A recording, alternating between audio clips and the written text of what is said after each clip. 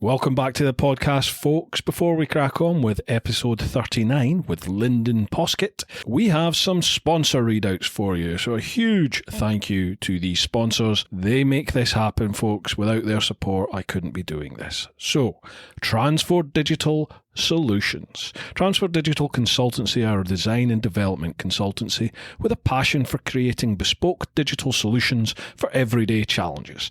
Transford Digital Consultancy realise that an effective digital solution needs to be integrated with the rest of your business as part of a broader digital strategy.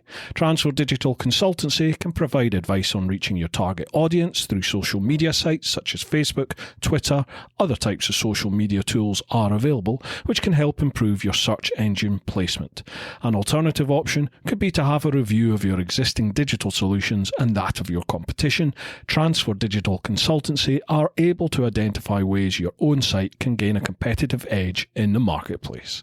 At Transford Digital Consultancy, we provide a consultancy clinic if you require advice or guidance regarding an idea that you have or a project. Hosting options start from £30 per year, so why not get in touch and start the journey now?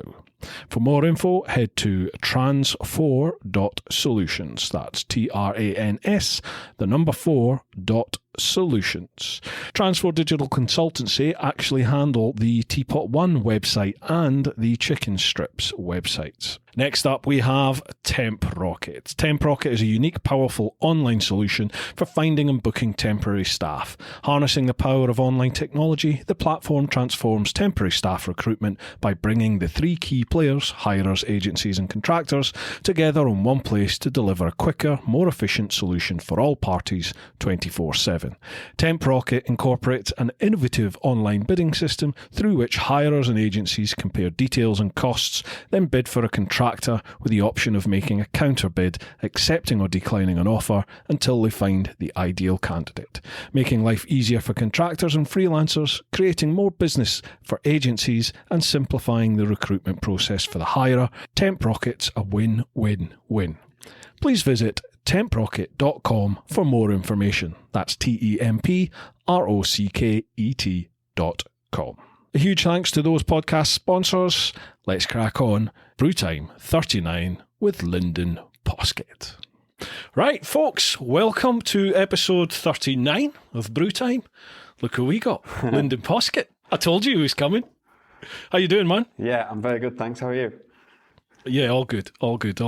Now, this has taken a bit of groundwork, this, hasn't it? We have been trying to get this together since Dario was on last year. Yeah, I'll be honest, I was waiting for episode 100. I thought I'll just stick it out, keep putting you off, but to be honest, you were so persistent, I just thought I'm going to have to give in. I'll get you back on for that then. Yeah. See how long away that is. Now, you are one hell of a busy man. Yeah. Anyone that's not following LyndON on his various social media and his YouTube, I mean, geez, you've packed. Bear in mind we're in like lockdown at the moment. You are working your arse off at the moment. I don't know what it is. I give myself. It's like self-punishment because nobody's telling me to do it, and it just keeps coming. Like these ideas and things just keep going. It's just crazy. It's crazy. Yeah. I don't know where it comes from. You plainly have a very high work ethic and drive, and I think, not that I'm comparing myself to you, don't get me wrong, but you strike me as the type of person that when you set your mind on something, it's happening. Yeah, it's a bit like that. Yeah. My mates, I come out with these harebrained ideas occasionally, and my mates they now realise that if there's a certain glint in my eye when I say something, they're like, "Oh shit, he's serious. He's going to do this." So and this is what I'm like, right? We're already live. My mind is already thinking, "Is the camera working properly?" Like I'm going to check it. 1 second. He's already done this like 5 times. This is what it's like all the time. This is my life. It's like check this. I think this is called OCD, LyndON. Yeah, it's a major problem. Anyway, it's all good. We're recording. I've even got backup cameras. I'm going to take a picture. I'm going to send it to you afterwards. Beautiful. Happy days. Well, we have had a couple of horror stories in the early days of this podcast where like technology just failed us massively, and we've had to re-record them, and Yeah. I don't know if you've seen or listened to any of these podcasts, but this is just a real chilled out chat. I post up on my social media to say who's going to be the next guest, and then people have the opportunity to leave some questions, and sometimes they're sort of orientated about your background and what you've done, and other times they're totally random. So it keeps things going. It's totally cool. I'm as Awesome. easygoing. I'm ready to lie down. It's been a busy day, so let's get your place on the couch. Yeah. I didn't bring beer, unfortunately. I don't know if we're going to get onto that, but I just bought a cup of tea, and I bought it in the visitor's mug. So I don't know if you can see that. What's that say? It says, this is a visitor's mug for our house. It says, after this, you should probably get going. I like that. That's my boo. Sorry, guys. No alcohol on this one. Nice to meet you, but do one. Yeah. What's the story then? Do you just tell me to shut up if I keep going on about and just on and on and on and on? I was just going to say the reason I'm not drinking alcohol, Bruce, is because quite literally, if I have one drink, I will fall asleep. So and I don't want to fall asleep on the TeapotOne show. So wouldn't be good advertising. Yorkshire tea. Plug. Yeah. But I bet you haven't bought one of these though, Bruce. I bet you haven't bought a lemon cheesecake. Oh God! No, I am on a health kick at the moment. Sorry, I'm showing my camera, not you. Yeah, I can see. I was just passing the shop on the way, and I was like, you know what? I could actually have one of those. Man, I thought you'd cook that yourself. I thought you'd made it yourself. No, I could say Camilla made it, but if she knew I was eating it, she wouldn't be happy. So. No, you're on a tight ship, does she? Is she your dietitian? No, not at all. She's dead easy going. We get dead easy going. Yeah. Awesome. Right now, not that I imagine there's anyone out there who has never heard of you, but before we crack on, I'll put this over to you, LyndON PoskITt. Couple of minutes, the floor's yours. What's your name? Where'd you come from? What do you do? 2 minutes. Well, let's go 5 then. Let's push the boat out. I'll keep it short. So, LyndON PoskITt from the UK, and I've been riding motorcycles since I was 10 years old. I'm an aerospace engineer by profession, so spent my best part of my working career on fast jets and all kinds of things in military aircraft. In 2013, I raced my first Dakar rally after spending years riding all kinds of different disciplines of motorcycle racing. So I started with trials riding when I was 10 years old. Then I went on to enduro, motocross, supermoto, road racing. I mean, I always kind of try to explain it to people as jack of all trades, master of none. Yeah. Had a go at everything, but I don't have many trophies. So, but I've had a bloody good time doing it. So you've made up for it now, haven't you? Blimey. Yeah, so that's kind of me from there.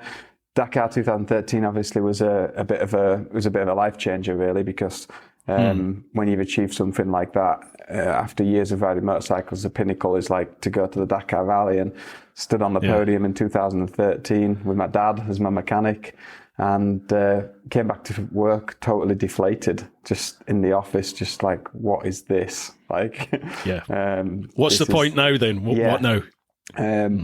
And it wasn't very long before I started a new challenge, and then I had an accident running a marathon, and I noticed one of the questions is about that, so we'll probably come on to it. But many things, combination of things came together, and I just pretty much decided, okay, my life is motorcycles, not sitting behind a desk pushing numbers and poking people around. So I made the decision to leave and start traveling around the world, which is a dream that I'd always had. And in my own mind, I'll race the Dakar because I can always travel around the world when I'm 50, and I probably won't want to race the Dakar when I'm 50. So I'll pull them that way around. Yeah. So that's what happened. I started traveling around the world. My plan was to do it for a year to 18 months. Just realised how awesome it was, how cheap it was if you did it right, to fit your budget. There's always so many different ways of doing it. And the video series, I started the video series for fun, and it just went mad. I mean, I think there's 200 episodes now. It's crazy, and still releasing them. In fact, the last episode is about to go out on Patreon. It's like been so long ongoing, you know. But it's been great, and I'm so glad I've been able to finish it, because I'm a real, like, I finish something that I start, if you know what I mean. So so traveled around the world for 5 years, did every continent, 250,000 kilometers. Did a race on every continent on the same bike, built my own bike to do it on, and then came back to the UK after 5 years traveling around the world, which I also met the love of my life while I was traveling around the world, and that's another story. Decided to settle in Spain, and that's where I am now. And for all you listeners in the UK, I just had to put the air conditioning on before I came and sat here, because it was a little bit hot. So that's a little bit of a whistle-stop trip of me. I'm sure I've missed loads of things, but that's a general overview. Wow. Awesome. Right, so we'll speak to you later then, yeah? Mate, that is mega. I mean, there's so many things there that we can talk about. Your trip, 5 years, 250,000 kilometres. Was it 70 odd countries you went through? 74 countries, yeah. 74 countries. And then you raced, was it 11 different races? Is that right? Yeah, that's right. So it was always an idea that I actually thought I could travel around the world in 18 months, because like you and Charlie did it in 4 months. So if I do some races and I do a bit longer distance and everything, I can do it in 18 months. But when you get traveling, you'll know yourself, Bruce, when you get traveling, you really find your way of how you want to travel and the things you want to do, the pace you want to go. And it's completely your own trip. And no matter what anybody says to you, we're doing it too fast, doing it too slow, not seeing this, it's down to you. You decided. My decision was to race. I wanted to race on every continent. And that was my biggest thing, was to do a big race on every continent. And I didn't plan to do another Dakar rally while I was traveling. All that stuff just kind of happened, and these ideas kept floating into my mind, and I just kept thinking, we can knock that off, and we can knock that one off, and we can do this, we can do that. And it's just mad. I mean, I have to say, those 5 years traveling around the world, for me, the way I did it, it was probably the 5 most hectic years of my life. It was bonkers. Yeah. So what were you doing then? Were you just like, did you have a tent with you, or did you have place? Did you stay with people as you went? No, I had combination. I had a tent, and my priority was always to try and camp. Save money. Camp in the middle of nowhere, because I love riding off road. So it was always my. I'm not an off-road fan. It was you need to come down and get some training, Bruce. Come on. Oh mate, the amount as soon as I mentioned about you coming on, people were like, get him to teach you how to ride off-road. Get down here, and I'll get you out on a small bike first, and then we'll get you out on a factory rally bike, and you can give that a blast. Right, you're on. Factory rally, good God. Factory rally, Bruce. Mate, come on, guys. I'm up for that? it. You're going to get in the comments below if you want Bruce to come ride a rally bike down here. Oh, Jesus. I already had, I don't know if you listened to Chasing the Racing. Do you listen to that podcast with Chrissy Rouse and Dom Herbertson? No, there's so many things I want to listen to. Honestly, I've just started listening to stuff in the workshop, because I spend a lot of time in the workshop. But I've stopped listening to music. I listen to books, I listen to things, and I'm just getting into it. Yeah. But there's so many things to listen to. Yeah. If you like tarmac racing, short circuit and road racing, then the Chasing the Racing podcast's awesome. Right. Chrissy Rouse was last year's National Superstock 1000 champion for BSBs, and Dom Herbertson is a TT road racer and various other road racing. So I did a podcast with them, and somehow got myself signed up to do a pillion lap with Dom around the TT and a pillion lap on the BSB circuit with Chrissy, and it's like, oh my God, who's going to kill me? Yeah, awesome. No, it is really like the people that you meet just makes it, and absolutely, that's what totally. That's really what it boils down to, is like that people became so generous towards me and so wanting to see me and wanting to meet me, and it encouraged me to do more. And obviously I'm pretty motivated anyway as an individual, so if I think, there's a rally on a different continent in 5 months' time, and I could ride across this continent and that continent in 5 months and get there, then I just do it. And it got to the point where actually it was the people that were slowing me down. Because it was like, hey, come and stay with me, come and stay with me. But no, it was ace. So what is the travelling over and done with, or can you see? No, for sure not. So yeah, there's some big plans in the future which involve travelling.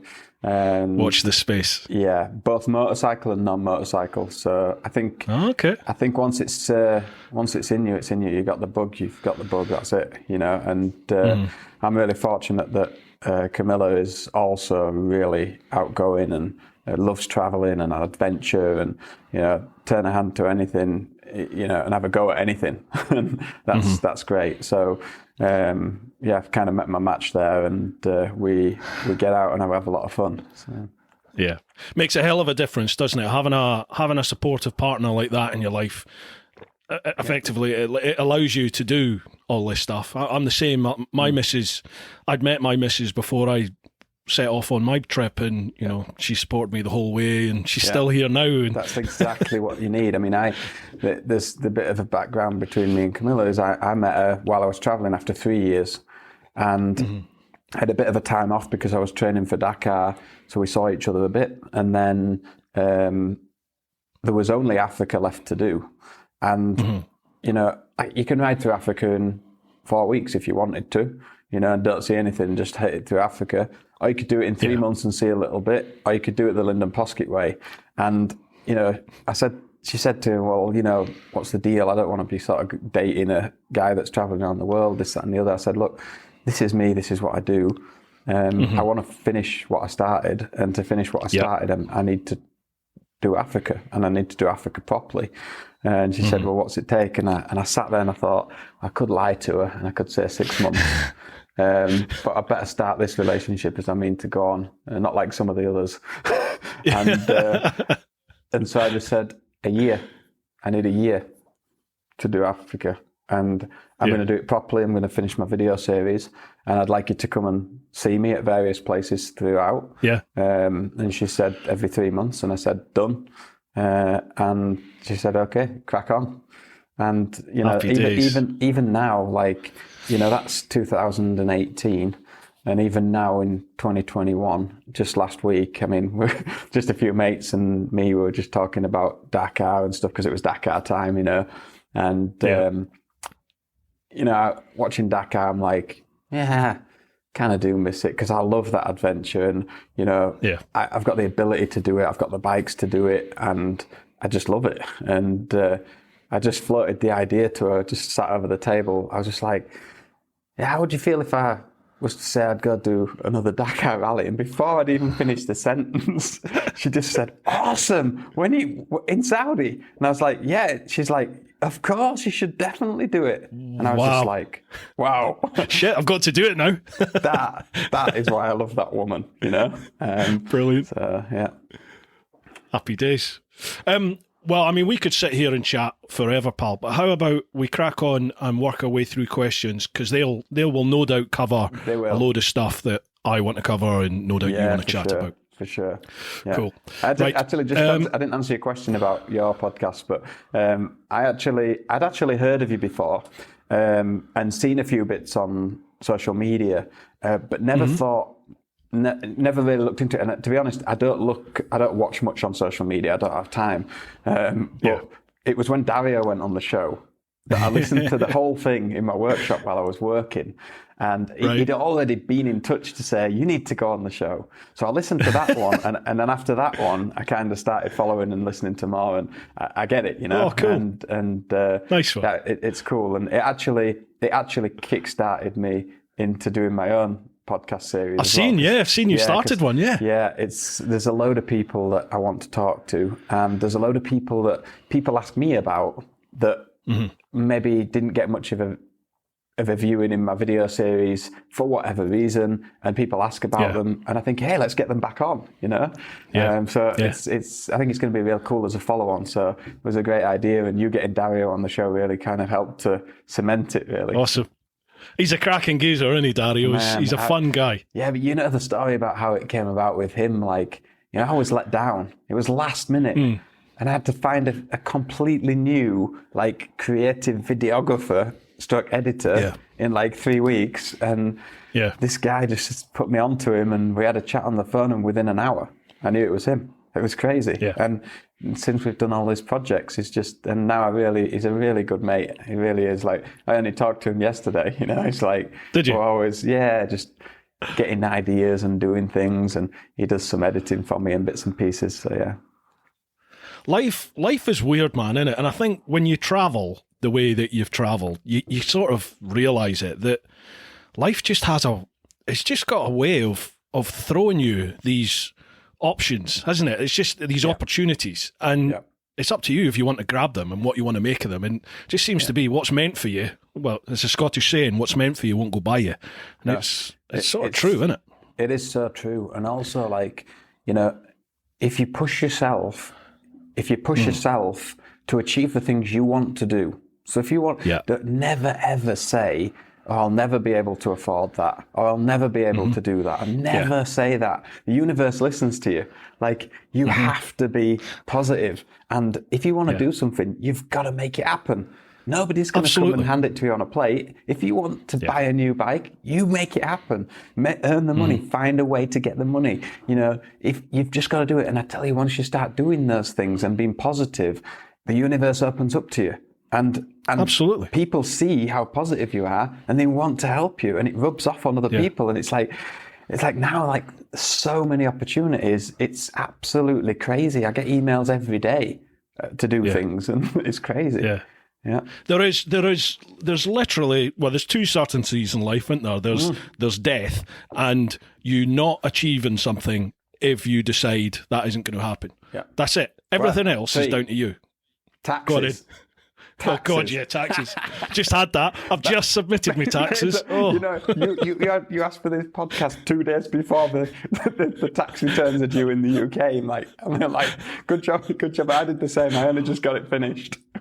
Mate, I have, this is my first proper year of being self-employed and doing it all, and I didn't even know it was tomorrow. I didn't even know tomorrow was a deadline. I've got an accountant now, and a couple of weeks ago he started on the phone, and I was like, oh, okay, thinking, we've got till April, don't we? We're all right, we're well ahead. And then I think it was yesterday, he was like, you know this has to be submitted on Friday, don't you? I was like, this Friday? Like, oops. Yeah, I know. So it was late night last night, got everything done.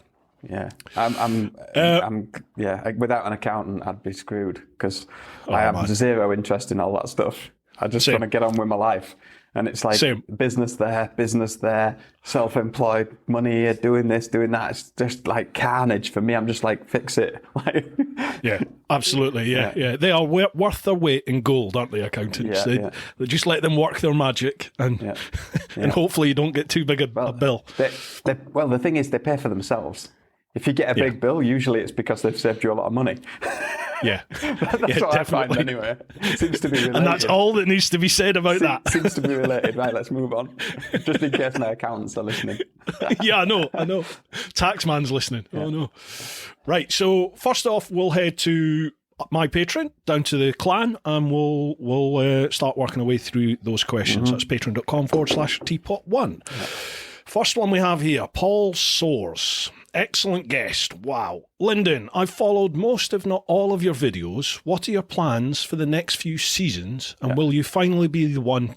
Will you finally be the one to make Bruce admit he actually loves off-roading? Well, we can give that a go. The last one.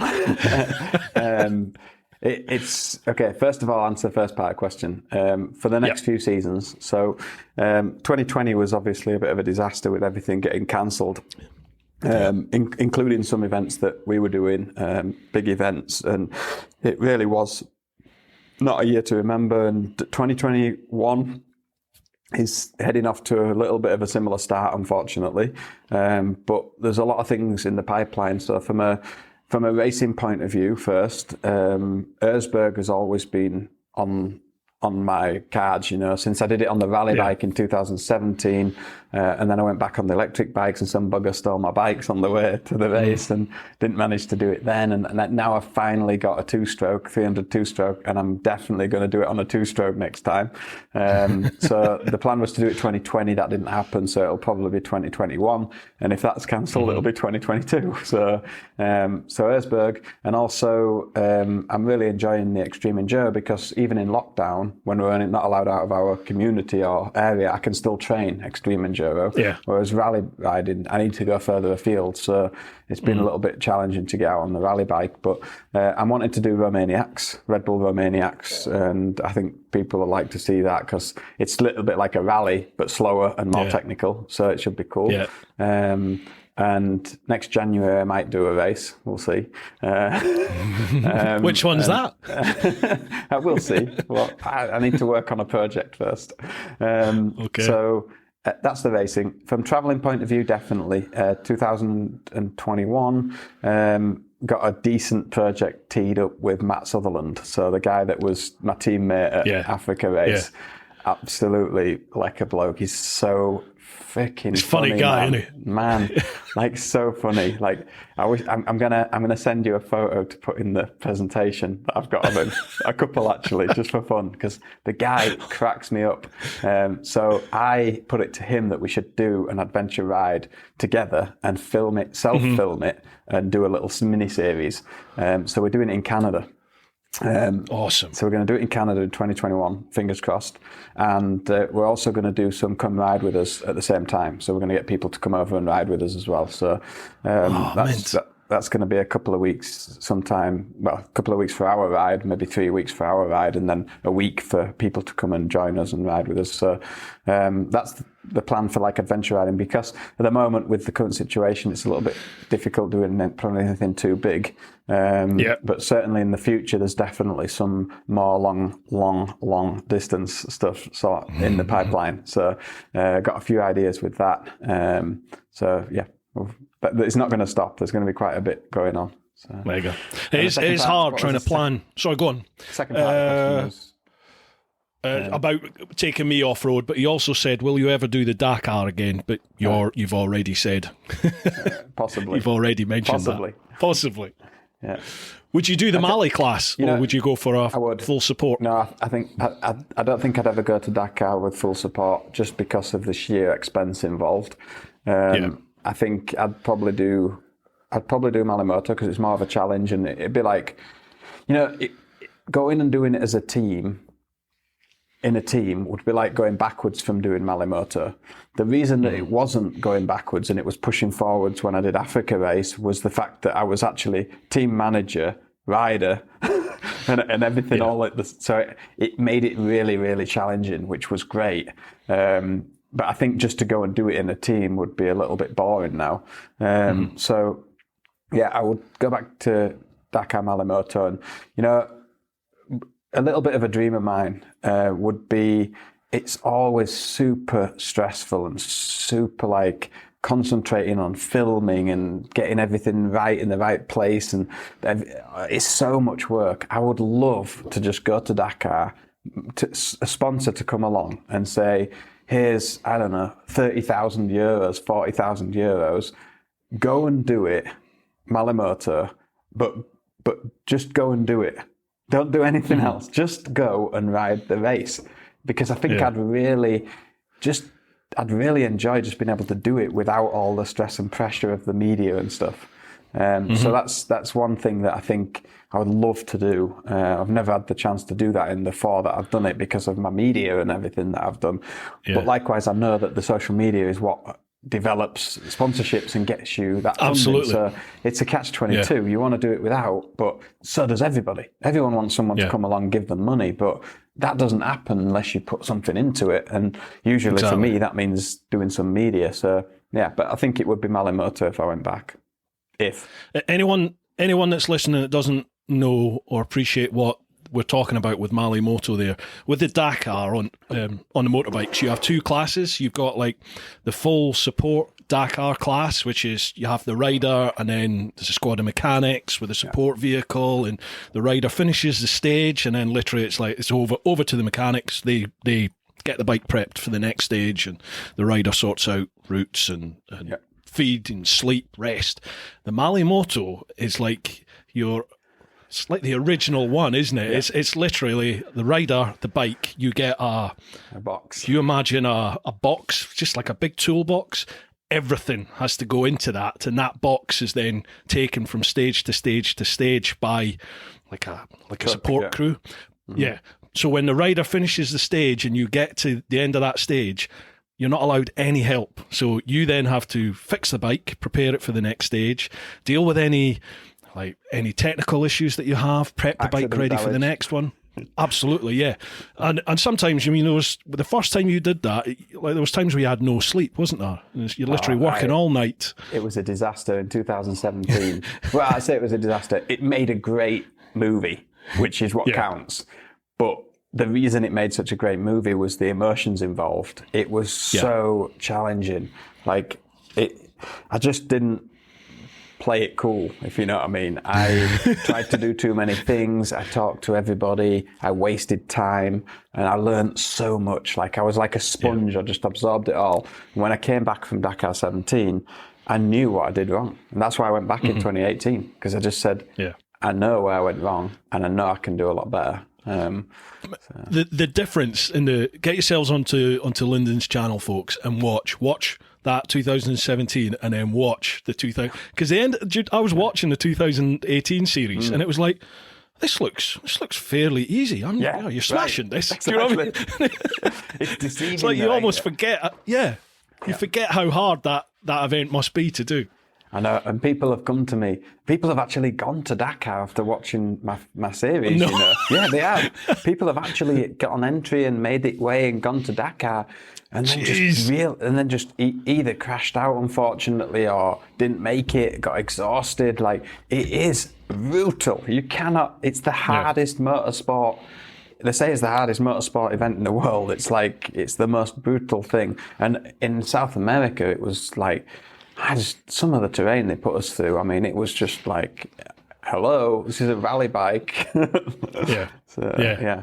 Absolutely phenomenal. I mean, when you start appreciating what speed you lads are doing and lassies are doing, like you're doing over 100 miles an hour over some of this, like deep sand and off-road, like rock sections. You're like, that's insane.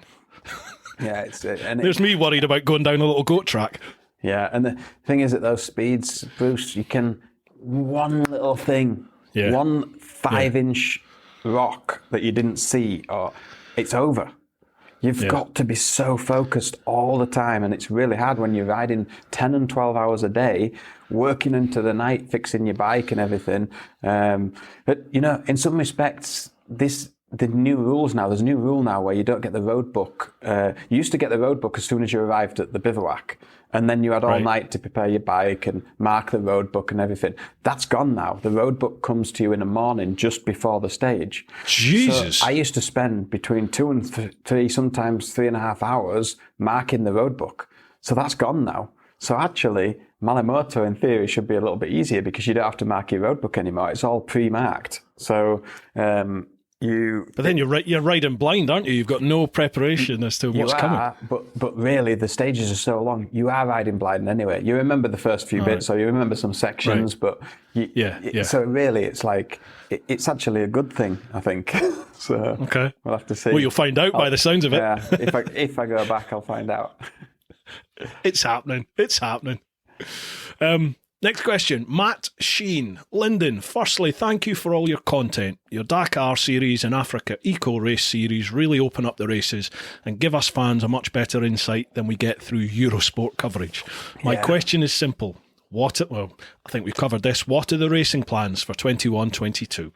Yeah, we kind of covered that, haven't we? Yeah. I think I tend not to pre-read any of the questions. Don't worry, just go through them, it's fine, So there might be quite a few that have been repeated. Next one, Paul Simpson, Simo. Hi, Lyndon. Cast your mind back to the Africa Eco Race and Paolo Lucci illegal tyre incident. Did he ever apologise to you? Have you spoken since? And did you ever find out who deliberately punctured the team vehicle's tyre and tamper with your engine serial number?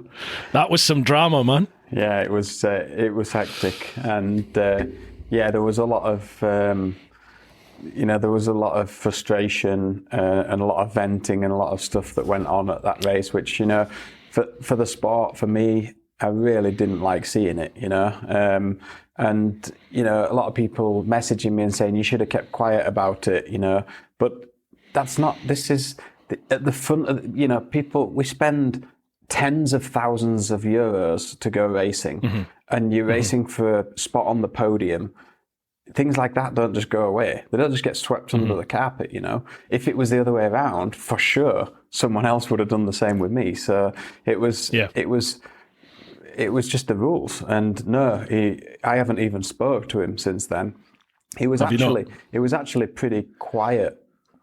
He himself was actually really quiet at first he was angry and everything with what happened, and it was his team that made the mistake, and I think that showed because his team manager was the one that was he was the one that was throwing punches, and it was out of hand. It was really crazy, and then obviously my engine got tampered with, and then the support vehicle got his tyre drilled, and it just got out of hand. It was crazy, and really I don't like to see that sort of thing at races like this. It should never happen, but it happens. I'm sure it happens in the best sport. We've heard of Ricky Babbitt getting his suspension tampered with at Dakar, and things happen, but I always just say I hold my head up high. I follow the rules. I do everything as I should do. I'm a legitimate competitor. And I don't need to cheat. So yeah, that's it. So no apology. Folks, if you don't know what we're chatting about here, head to LyndOn's channel and look for the African Eco Race. Was that 2018, 19? 2020. Yeah. Was it 2020? Was it? Yeah. I remember I was watching that. That's right. I was watching it in and out of work. It's called the Race to Dakar on YouTube. So, yeah. Get yourself on there, and it's right near the end, isn't it? Is it the last episode? It's second last episode, yeah. But it's a great insight. You'll see what it's about. It's a great insight to exactly what happens at these events. These things happen, and it's a competition, and everybody's trying to get that little bit here and there, and that's what happens. So. Yeah.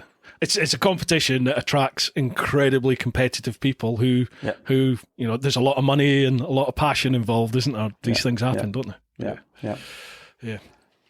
Oh, I've seen who the next question is. Pete English. Now, Pete has a bit of a reputation for his questions, so let's see. Yes, let's see what bring we get it, Pete. Come on. Hi, guys. Hope you're both fitting well. I love the Races to Places series. Question 1. If someone gave you a box full of... Are you still there, Bruce? Convenient. You'll not get away with this. Question 1. If someone gave you a box full of every single item you'd ever lost, what would be the first thing that you'd search for? Oh, wow. Every single item that I'd ever lost? That you've ever lost. Yeah. Jeez. I tell you what, I lose a lot more things now than I did 5 years ago. I don't know if it's an age thing, but my gosh, I can't find anything. You've probably got a lot more now. Yeah. I lost. He means lost as in I lost it, not as in it's gone and I would get it back, because there's a lot of things that I've sold that I wish I didn't sell. I think he means lost, yeah. I think he does, but we can flex the answer bend, a little bit. That's it, yeah. Okay. Bend the rules a little bit. The one thing that I wish I'd never have sold, like my very first motorcycle, TY175. My dad lovingly restored it. It was a beautiful bike. It was so unique and different to any other. And I just wish I had access to it. I wish I knew who had it in the UK. And because I'd love to get it back, That's one thing that I'd love back. But with regards to what I've lost, let me have a quick think about that. What did I was thinking of something the other day, actually. What did I lose? Yeah, I can't think, but there's some pretty big things that I've lost. I'm frantically racking my brains. Yeah, I'm racking my brain now, and it's like, that there is that thing that's gone that you wish hadn't gone, but I just can't think of it. And that's really crazy, because what it means is actually probably wasn't that important anyway. Yeah. But do you find, I tend to find that I find something, I see something, and I'm like, what's that? Oh, I don't need that. And you chuck it, and then literally like a week later, it's like, oh shit, where did I put that thing? And it's like, I've just put it in the bin, it's gone. I did it the other day, right? I found a piece of plastic. I found this plastic thing on the floor in the workshop. And I was like, geez, somebody's thrown something on the floor, And I picked it up and I looked at it and I thought, it looks like it's off something. And I looked around and thought, and I looked in my van and I was like, is it off the toolbox? And I looked quickly, I was like, nah, they're all on there. Chucked it in the bin. Next time I went in my toolbox, pulled the drawer up, snagged my leg on the end of the drawer, and I was like, that's right. That's what that's for. Went to the bin and I'd already emptied it. So I was like, dang. So, if I think of what it is I lost throughout this podcast, I'll bring it up again, okay? Right, you're on. And when you were talking about your first ever bike, what was it? When was it sold? Because you never know. This thing might reach places people might know. It was I'm going to send you a picture, Bruce, to put on your thing, right? But it was a TY175. It was very different because they always had a silver frame, and my dad painted the frame red, which a lot of people have done since, But it was a red frame, and there's certain things, like it had a red seat which my dad had made for it, and it had a red piping on it, which was cool, and there's a few other little features which hopefully are still on it to try and identify it, but I'll post a picture up of me when I was 10 years old. When was it? When did you sell that? I was 10 years old, so it'll have been 88 when I got it, and then I sold it in like 92 something, 91, something like that. Okay, so I'll put the picture of the bike up now. Yeah. If you bought this bike or you know what happened to it, drop us a line, either to me or to LyndOn on his website, LyndOn PoskITt Racing, or go through social media. I'll leave all links in the show notes, all right? Yeah. You never know, we might find it. Imagine if I found that bike because I was on your show. I would so buy it. That'd be mega, wouldn't it? Yeah. Right, next question from Pete English. He's got two here. Question 2. This pandemic has affected us all, especially all of us that love to travel. How do you see overland travel being affected in the future? Well, I think ultimately, being the PoskIttive person that I am, see what you did. Things are going to get back to normal. And when I say normal, the new norm might be a little bit different, but things are going to get back to where they were one day. I mean, it's not the first time. It's not the first time we've had a pandemic, in the world, and it will go back to where it was, but it's going to take some time. And the biggest thing is the borders. Borders. You can't travel across borders, and that makes it really difficult to do like world travel and the stuff that we do. So I think short term, for sure, I think another year, it's still going to be complicated. But ultimately, I think give it 2 to 3 years, it's going to be back where it was, and everything's going to be open again, and people will be allowed to travel again. Is what I think. Yeah, 100%. Totally agree with you there. Short term, yes, it is going to be a bit iffy, isn't it? Crossing borders, countries are going to be nervous, they're going to be suspicious. It's going to be like that. Yeah, but everyone's going to be taking care of themselves. Yeah, got to look after their own country. So, and I think like the actual travel itself, you know what it's like when you're overland traveling. You meet people and people open up their lives and their homes to you. I don't think that'll change because the type of person that travels like that, and the type of person that contacts a random stranger and says, "Come into my house, meet my family." They're still going to do that. I think it'll still be there. Yeah. Hopefully. Colonel Bullen. Wow, what a guest. Well done, Bruce. I'm a big LyndOn fan. Excellent. I hope you're enjoying this one, Colonel. Thanks. LyndOn, what do you think about South Africa as a country and the people living there? Do you and Joey Evans still keep in touch? Yeah, me and Joey are starting with the second bit. Myself and Joey are really good friends. I mean, honestly, I'd go, when you're a kid and you have a best friend, Joey's that guy. We talk all the time. I just messaged him today.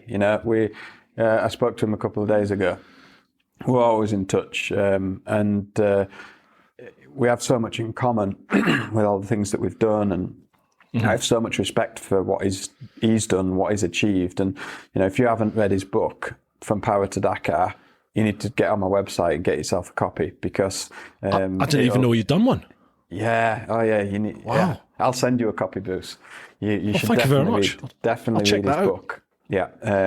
And after you've read his book, get him on the show. Yeah. Absolutely. Yeah, definitely. Joey, I'm up for it, mate, if you're listening. Yeah. So, lekker in South Africa means really good. Yeah. And he is a lekker bloke. Like, he is, nice. You need to get him on. He's funny as well. So yeah, what do I think of South Africa as a country? So I loved South Africa.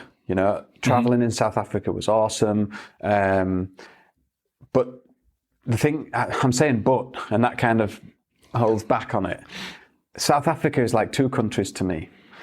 There's the traditional Afrikaans kind of. I don't want to say anything out of turn, so I'm just thinking about what I say. There's two different kinds of people. There's the people that they live in like favelas and the lower class people that are struggling day to day, and there's a lot of crime, and there's a lot of serious crime like shooting and murders and theft and stuff like that in South Africa. But also for the regular working person, like myself and Joey and everyone and that crowd in South Africa, they are amazing people, like really, really great people. So, I mean, I know in every country you get like a little bit of everything, Yeah. But usually there's like there's more people like this than the other bits, and there it seems like there's two halves, there's one half and there's the other half. So you have to really have your wits about you when you're traveling in South Africa. And I always thought like, wow, you really like, and Joey will back me up on this. You have to be careful because you never know in South Africa when your time's up. Like, you sat at a traffic light, someone opens the door and shoots you and take your car. That's what it's like. And that's real. But that said, I would always say, like, don't let that put you off going to South Africa. Don't let it put you off travel. So many people say to me, isn't it dangerous doing that? Isn't it this? And isn't it that? Yes, it is. But life, you're here for a defined period of time. Like, make the most of it. Get the most memories out of it. Meet the most people you can. And if your time's up, your time's up. Like, it doesn't matter where you are. No point sitting in your living room all the time thinking, I'm glad I'm 85, I've never been anywhere, but I'm alive, it's great.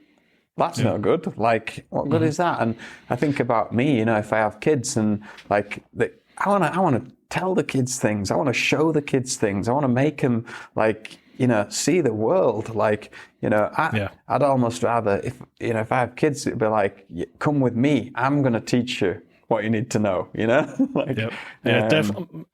I totally get you. I don't know if you know too much about like the background to me and my channel, but you're in the police force, right? Is that right? I used to be, yeah. Okay.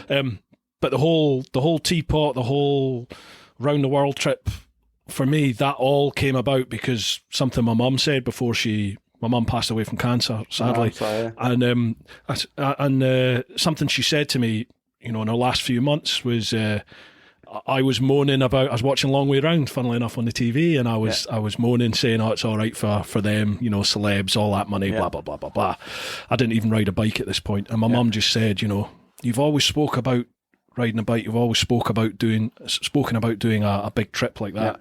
She said, don't get to my stage where you're near the end and you regret what you've not done. Yeah. We only get one chance that we know of. Look after those that you love, but live your life. And boom, that was it. World changed. I can absolutely relate to it. The bike that I ride around the world, I named it after my granddad Basil. And, he passed away, I think it was about 10 years ago now, roughly. And I was really close to my granddad, loved him lots. He used to build things in his garage with me, and I always kept in touch. And even when he got sick and he couldn't walk very well, and I'd go pick him up in my car, and he'd let me drive his car, and we'd go out together. Yeah. And I named the bike after him. But I remember when he got sick, I was working away in France in Toulouse, and I knew he wasn't very well, and I flew home and went to see him. And I remember him. He just kind of whispered the similar thing. Like, you'll only ever regret the things that you didn't do. That was Absolutely. it. And then, he passed away when I was back in Toulouse, but it always resonated with me. And I think all those little things, like, they just chink away at you, get into you. And eventually you realise, yes. And then I look at my life now, and I look at where I am now, and I'm like, I just wish I'd have done it sooner. I just wish I'd have made the move sooner. But the whole life at BAE Systems also made me the person that I am. Absolutely. And I don't regret doing it. You don't regret the things you do. Even if you fail, it doesn't matter. You'll always learn from it. Yeah, you will only regret the things you don't do, or the things that you say I can't do. If you go and do it and fail, it's fine. You just learn from it and move on. Dead right. Yeah, absolutely. You hear this time and time and time again. I've had lots of guests on here who have done like world trips and amazing things, and everybody always seems to have a catalyst.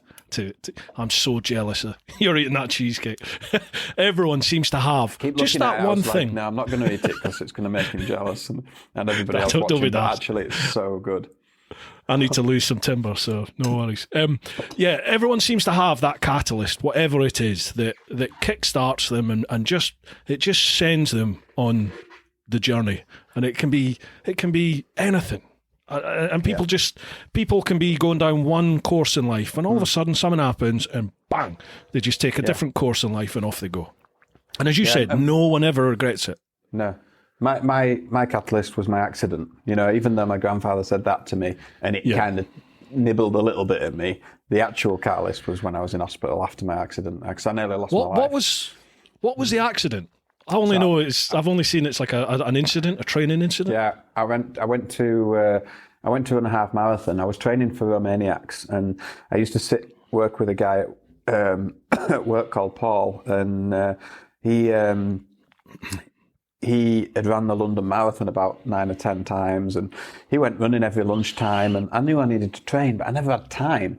So I cycled to work to sort of save having to do anything else. I needed to get there anyway. So I started cycling about 30 miles a day, every day, regardless of the weather, ice and snow and everything. And then one day he was going running at lunchtime, and he said, "Come with me." And so I went with him, and he absolutely beasted me. And I thought, this is good, And he said, "Look, when's Romaniacs?" And I said, "Oh, it's in like 3 months' time." He said, "Well, let's train, and let's do a half marathon together just before the race." And I was like, "That's a good idea, because it'll motivate me to train." So we did. We train. And then when it came to race day, well, then he really put the hammer down. And I thought, there's no way I'm letting him get away. So I chased him, but he was going way too fast. And when you overwork yourself to extremes, like when your body says, you need to stop now, LyndOn, and take a break, and you just mentally go, like, excuse my French, F off, I'm carrying on, And I could see his T-shirt, and I was like, fixated. I'm like, do not let it get out of your sight. Just keep pushing. And I felt ill.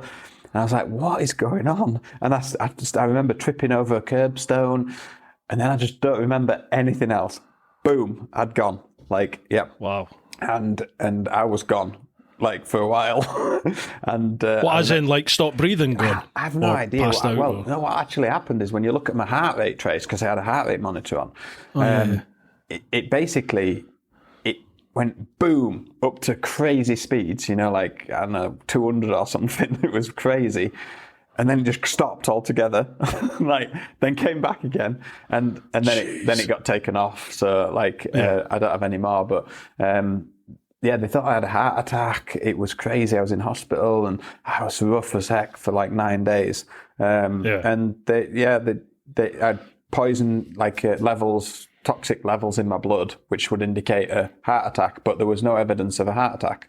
And eventually they just put it down to extreme exertion, and it happens occasionally, with people that do extreme sports, and I learned a lesson from it, and they told me never to do anything strenuous again, the NHS. They said, so you obviously listened then, didn't you? You need to take it easy now. Well, I was like, what the heck's that all about? So I got on the phone to my mate who I used to live next door and said, he was an anaesthetist, but he was a GP as well. And he used to do he knew the guys that did the training for like the Manchester United, Manchester City football teams and the tests and everything. And he said, send him down. I'll do some tests. And he had me on the freaking full cycling with the mask on. And then after I'd done it all, he was just like, there's your tick in the box, crack on with life, So I did. Went and did a load more racing. Well, I've always said it, LyndON, and I think you just proved it. Running is bollocks. There you go. I still do it now. I don't enjoy it, but it is definitely it's the fastest way to lose weight and do it quickly and conveniently. You put your trainers on, no excuses. Boom. I've got mountain bikes and all sorts, but sometimes it's like 7:30 at night and I'm just like, I'll go for a 30-minute run just because it makes you feel better. And as hard as it is, everyone, I'm telling you, it feels great when you've done it. So yeah, absolutely. I saw a video of you rowing in the garage the other day. Yeah. I'm enjoying it. I'm genuinely enjoying it. I used to exercise regularly years ago. I played rugby to a good level. I used to train in the gym. My old job in the police was very physical. We used to get paid to train 2 hours a day. That was good. And then I sort of got into my 40s and it was just like, and I stopped training. And over the last 3-4 years, I've really piled the beef on. And I suddenly caught sight of myself in one of my recent vids, sort of November, December time. And I was like, you are a fat bastard. It's like, wow, you have piled on some weight. And it was just like a switch went off in my head. And I think it was the 28th of December. My neighbours gave me their old rowing machine. Yeah. So I was like, right, I've got no excuse, get on it. Yeah. And I just started and I thought I'll use social media to make myself accountable and force me out there. Yeah. So that's what every day on my... Rowing's great because there's no impact involved, so it doesn't knacker your joints up or anything. It's not, you're not going to fall off your bicycle, Yeah, it's actually really I'm like good. 20 and a half stone. I'm 20 and a half stone. I'm 44 years of age. My knees and my hips are knackered, and I thought if I go out running, I will lose weight, but I'm going to be in pieces, and I'm not going to want to go running because I'm going to be in pieces. I thought, let's row, and now I started rowing. I'm like, I'm watching that Talisker Atlantic crossing thing that they're doing at the moment, like Canaries to Antigua, and I'm like, that's an adventure. That's a challenge. It's like all these ideas going off. I wonder how many kilometres rowing this is. Jesus, don't worry about that. Don't worry about it. Right, we went off on one there. Are you okay for time? I'm all good, yeah. I'm enjoying it. Let's just keep going. Cracking. Camilla will get a taxi and then that'll be you in the bad books I'll forever. just tell her, you need to get an Uber, babe. You need to get an Uber home. Next one, Stephen Gibbons. Hi to both. Hi to both. Hope you're both keeping well and safe. Of all the bikes you've ridden and owned and the technology that are on them, what types of technology or equipment would you like to see on future bikes? And also, what current technology and equipment would you want removed? Yeah, it's interesting. Okay. For me, like I've ridden the new 1290. And I've seen. Yeah, and the new 1290 Adventure as well. That's 2021, and they are awesome bikes. They are awesome bikes, and you know what? I wouldn't want to ride it without the electronics. Like literally, I'd be dead. I would. That Super Duke R is phenomenal, isn't it? But when I rode it, I thought, because you can switch everything off, and I just thought, I couldn't ride this bike. Honestly, anyone that turns it off intentionally to see what it's like, you're going to crash. Like, I'm not joking. Like, I'm a good rider, and a few times I've done it on the track, especially when I've turned it down a bit much, and you have got to respect them. And in some respects, I'm kind of I hated it at first, but I'm warming to the fact that actually those aids are required. You know, these bikes need them, and especially for the majority of folk, because I'm a competent rider. But if somebody like just passes the bike test and full test and goes out and buys an S1000 or a Super Duke R, like, and it didn't have electronics, I'm sorry, but it's a recipe for disaster. And I think so. I'm warming to the electronics, but what I also don't like is the fact that it's like a race to have as much electronics on the bikes as you can get. And BMW put this on, and then like Bosch developed the forward radar so that it automatically brakes and stuff. I mean, it's just that sort of stuff is just like, let us ride the bike, you know? Absolutely. Like, I know it's a safety feature, right? And I can see the benefits of it.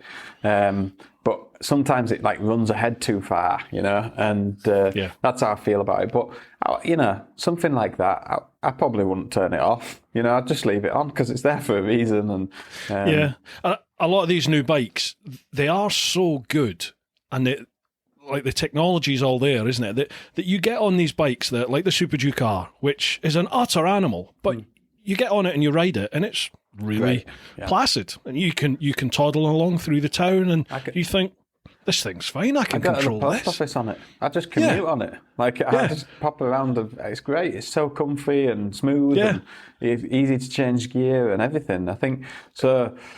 I don't think there is anything that I'd remove off them. There's a few things that like I dislike. Like just like, you know, like for example, navigation. Right?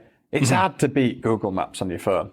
Right? So don't try and build in some fancy navigation system that's like 20% of the job of Google Maps, because it just makes your product look crap. Like if you're going to do it, just integrate Google Maps into the system or something like that, because some of the bikes I've ridden, the navigation system's crap on it, and you end up either bolting your own Garmin on or using your phone. And I don't get that. I think like just do it properly or don't do it at all. Like so that's one thing that I would remove, is the crap that just doesn't really do any good, you know. And one thing that I would add, I think, is and it's not just bikes but equipment as well. You know, it's different for us because we're bloggers, you know, and we need video and stuff like that. But man, I wish somebody would just come out with an easy system that just, you put your helmet on and it's all pre-wired and connected to the bike, and it records bike sound and helmet sound and voice and video and everything. Like, please, nobody does it. Like, it's, I've tried so many different systems and it's just a pain in the ass. Like, what really annoys me is like the likes of GoPro, Drift, DJI, with their action cameras that they make. You can't just connect a mic to it anymore. You know, with a 3.5mm jack, you can't. You've got to use all these stupid fucking adapters. With that stupid big thing on it. Like, whose idea was that? I know. And now, like, I've got the GoPro 9 now, so I use the media mod, and you can plug that in and back. But it's still a big old box, isn't it? And you just why can't you just have a camera that you can plug the mic straight in like you used to, and it all worked? Yeah. And things like, you know, when you're using the intercom. I'm off on one now. When you're using the intercom systems, I use the Cardo PackTalk Bold. But if you want to record the chat amongst everybody, you either have everybody independently mic'd up with a camera and a sound recorder, or you can connect via Bluetooth, or link up another Cardo to a sound recorder. But the audio's shit. Yeah. It's really tinny and crap, isn't it? Yeah. Surely there must be a nice, easy way just to connect it all up. The thing is, great sound. It's a little bit like the adventure bikes. The bike that I built, fantastic bike, so capable, expensive, and the manufacturers are never going to make it because the market for it is small. Even if they sold 2,000 or 3,000, it's too small for a manufacturer to make a series production. And it's the same with this requirement. There's so few people actually want the system that me and you want. True. That's why nobody's made it, because everyone wants different things. Everyone wants to have it a different way, and to actually achieve, they'd never sell them all. And I can get it. I can get why it's not there, but that's what I'd like. I'd like that addition. And they don't want their product working with everyone else's, because they want people to buy their product, don't Exactly, they? So that's like right, the yeah. cardos, they want all the cardos to work so that they can all connect, but only two other cardos to get you the best audio, you know? Right, It's just yeah, like, yeah. come on. So I think that was a good answer to that one. Yeah, we had a good little rant there like that. Next one, Mark Fulcher. Evening, gents. Been looking forward to this one ever since you mentioned it. Nice and easy one for you both. What is the best lie that you've ever told and got away with?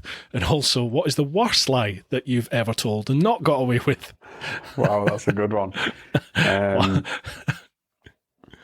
Jeez. Well, I'm not really, I'll be honest, like, I'm not really into telling lies. I can't do it. I'm not saying that I've never told a lie. That's probably not true, but I've probably told what I call white lies, if you know what I mean. Like little pinkies, you know. I'm not one for lying. I don't need to do it, you know. I'm a firm believer in honesty is the best policy, you know. 100%. So honestly, I'm not saying I've never have, but to mind, nothing jumps out that says, you know. And then what was the second part of the question? Was what have you? What's the worst lie that you've ever told and not got away with? So it's hard because I honestly don't think that I tell lies. I can't honestly think that I tell lies. No. I'm the same as you, man. It's like for me, integrity is everything, isn't it? Yeah. So that makes you. I can't lie. I'm shit at lying. Yeah. Honestly, can't hold my hand up and say that there's anything that is worthy of answering this question because I don't think I do it. So. I bet you there's someone out there that either knows you or has dealt with you in the past is screaming, going, "What about this time?" Oh, you always get it, don't you? And you know who it is. It's going to be my mum. My mum is sat watching this now, right? And she's going to be like, "You liar! When you was 16, you know, like I know." When you were 4, you said that. Yeah. Or an ex. That could be awkward. Yeah. But I really, it's disappointing that I can't answer that question. Sorry about that. I'm the same though. I kind of integrity's sort of everything really for me. It's like you're measured on what you say and you're measured on what you do. And for me, I can't lie. But I'm a shit liar. So there's no point in me lying because I'll always get found out. And if you get found out, people think you're a mug and they'll never believe you again. So and one thing I've learned as well, like, you know, just coming out and you screwed up. Just tell people you screwed up. Like, be accountable. You made a mistake. Just tell them you made a mistake. People will understand. There's no need to lie about stuff. Like, it's just, it's life. And I think the older you get, obviously when you're young, you don't get it. So when you're young, you lie about stuff to your friends and all sorts of stuff. But I think, you know, I'd learned pretty quickly when I was a teenager probably. And my mum and dad, they brought me up so well. Like, massive credit to them because they made me the person that I am, you know, and an honest person, a hard-working person, and a motivated person, and that, you know, I do think that's them. I have them to thank for that. Them and my work as well. BAE Systems. I worked for aerospace company BAE Systems, and all the people that I worked with there, because I remember in the first few years working for them, I was bricking it to stand up in front of somebody in a presentation. Absolutely bricking it. Whereas now I'll stand up in front of 1,000 people, like no problem. And I'll even talk about things I don't understand because I'll be honest and just say, sorry guys, I don't really understand this, but this is what I think, you know? Yeah. But I'm interested. I'm interested. Yeah. And you've learnt to do that. So yeah, I think that's all I can say about that. I'm with you there. I'm with you. Next one, Stephen Gibbons. This is a nice, easy one. Jaffa cake or biscuit? What type of biscuit? What type of biscuit would you take over a Jaffa cake? Right, so if it was like a homemade cookie, then I'd probably take the cookie. Like choc chip cookie or double chocolate chip. Tiffin. White chocolate Tiffin cake. chip. You know, I'd definitely take a proper cookie. But if it was a rich tea or a Jaffa, What's the point in rich tea? My wife loves rich tea biscuits, and I'm like, you're such a boring person. I don't know. It's like, why do they even? Why do they exist? No, this is even better. Why do they even sell normal digestives when they've got chocolate digestives? Who buys a normal one? My wife is that person. No. We were having this chat the other day, actually, about your favourite. I don't remember why it came about, but it was about a favourite biscuit. And she was just lamenting about plain digestives and rich teas. And I was over hobnobs and chocolate digestives and stuff. I'm like, are you smoking crack? No. What's wrong with you? And all biscuits are better with chocolate on them. It's simple. Absolutely. Everything's better with chocolate. Everything's better with chocolate on it. Yeah. Right, so now we've sorted that. Yeah, but religion. Jaffa Cake sits in the middle for me. Yeah. Next one, Nick Turnbull. Great guest. Please, can I ask why LyndOn calls his bike Basil? I loved the video on what he did to upgrade his bike. Well, we covered that, didn't we? Covered that. There's after my late grandfather. Yeah. So Basil was, I made a note of it here. Basil's a 2007 KTM 690, isn't it? Yeah, that's Rally right. Factory. Yeah. So what did you do to that bike to make it Basil for anyone that's not watched that vid? Well, so the story behind that bike, believe it or not, right, I bought it off a guy I can't remember his name. He's got a book out. It might come to me. James, is it Bullock, his surname, or something like that? Anyway, I bought it off him. I think his book is called Life on the Line. I'm just making it up now, but I think his book is called Life on the Line, and he rode a 640 Adventure, I think, around the world or somewhere, and he painted it all matte black, like a rat bike. So things didn't get stolen, even the Scott steering damper. But anyway, he got back and he loved the KTM adventure bike, and he knew that the ultimate adventure bike was the Dakar rally bike, and he bought himself a Dakar rally bike and he used it in the winter in London, and it was all rusty and blah, blah, blah. And I just saw this bike for sale and I just thought, yeah, I've got a 450 rally and I love it. And that's sort of what I need to do, is build a bigger one, like a big engine in the same chassis. And I figured out the chassis were similar. And so I bought the bike. Eventually, after many discussions, I got the bike off him. And then I just stripped it down, right down to the chassis. Like, that's who I am. I'm an engineer. I just get in there and right down to the chassis, and then started modifying it, changed the frame, put different brackets on it, stiffened it, changed a few features on it, different shock absorber, different forks. Engine evolved over the life of the 5-year trip. I mean, I started with an engine that I actually got it from, it wasn't the one that came with the bike, but I just bought an engine that was ready to go. Now, anyone that buys an engine ready to go, not from a reputable engine building company like LyndON PoskITt Racing, you might not actually know what you're getting. But I got lucky. It was okay. And it got me all the way through Russia and to Magadan. By the time I got to Australia, it was tired, and then I upgraded it to a 730cc and had a camshaft made for it and a gearbox made and all sorts of stuff, and changed the whole thing. And now, like, we sell the engines for those bikes now, and everything but the crankcases and the cylinder head casting, everything's aftermarket and different. Is it? There's like a complete engine rebuild different. So the engine's big change. The fuel tanks are the original rally bike fuel tanks, but from the 450, not from the 690, because they're a little bit slimmer and nicer. Fitted a luggage rack to it. Paint and seat and this and that. Just the list goes on.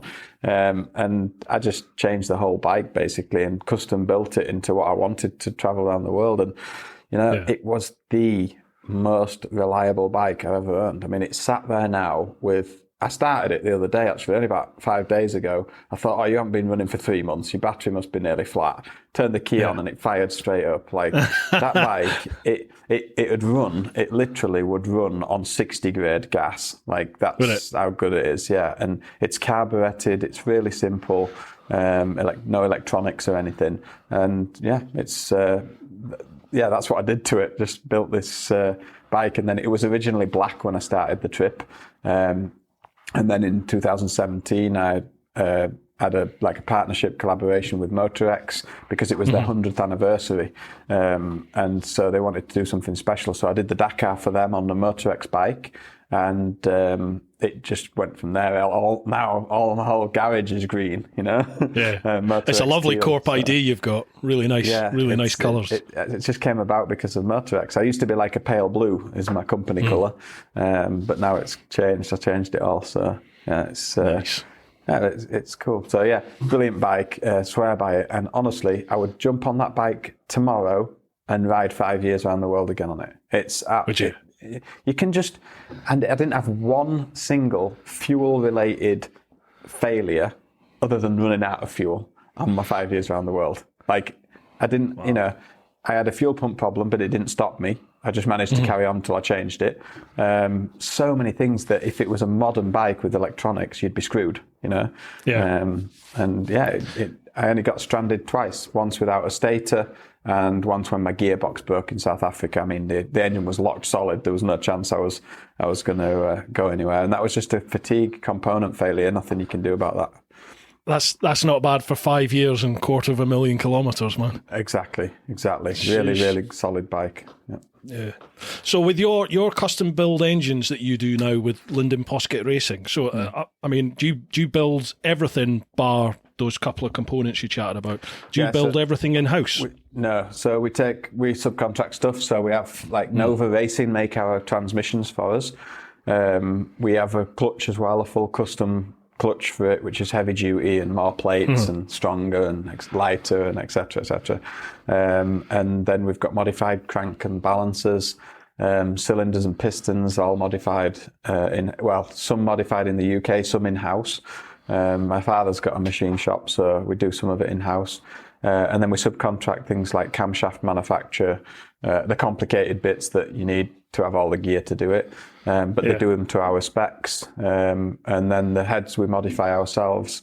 And just any bits and pieces that go into it, we make them ourselves, a lot of them. And then they go together. So the only thing we use is the crankcases and the cylinder head, the casting of the cylinder head with the fixed pieces. Everything else gets modified or changed. And would you like custom build to order then an engine, or but if somebody came to you and said, right, I want to enter this competition, I want a bike, what do you recommend? Can you build it? Both. Yeah. So our biggest thing that we focus on is the 690. It's the LC4 engine. So from the early 2008 690 Enduro right through to the very latest 2021 Husqvarna, Supermoto, Dukes, all those with the twin balancer engine. We have performance parts for those engines. That's what we've become known for, really. And it all arose from me doing my own engine on Races to Places, and then people, got a camshaft, and people started asking about the camshaft, and then did the 732 kit, and then developed my own 732 kit, and then people were buying those, and and then the clutch, because the clutch kept going out because it was just a crap design, the production clutch. I mean, it's good because it's a light finger pull, but it's not heavy duty, and for what I was doing, racing and all that stuff, it just didn't cut it. So designed a new clutch, and the gearbox wasn't wide enough ratio, so we changed that, and now at first we just did engine builds, but now we haven't got the capacity to build all the engines for customers, so we do sell parts as well. So we sell parts and kits to upgrade. So you can upgrade your bike to a 732 with a camshaft, but you build it yourself. You just get the parts and you just bolt them in. It's just it has made a little business, really, which is crazy, out of me building my engine, traveling around the world. That's mega, man. We have them on the shelf, so we have the single spark, twin spark and twin balancer engines on the shelf, and we also have built to order. So quite often we get like, well, I've got this bike, but I want this cylinder head with this and that, and then we can build it to order. But a lot of them, stick to the same spec that I've got in my bike, which is the 732 with a wide ratio gearbox and all the gubbins that we sell, and they just take their engine out of the bike, sell it on eBay, and put my engine in.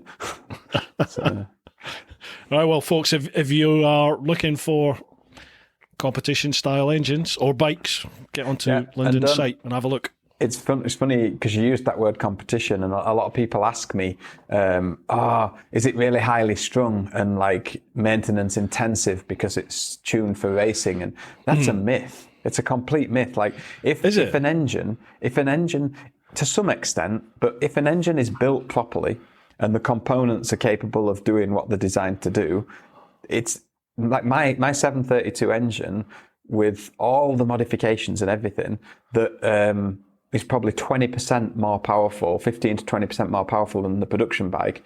It's probably more reliable than the production bike engine because all the little niggles and bits and pieces have been fixed. So as long as you do it right, there's no reason why it won't be reliable. That's what I always tell people. And a lot of people don't get upgraded engines because they think they're going to be unreliable. But I always say, well, my engine's there. It's got 250,000 kilometers on. It's been rebuilt twice, both times preventative, apart from the gearbox failure, and that's it. I mean, not many people do 100,000 kilometers on a single cylinder, so it should be good. Absolutely. Right, next one.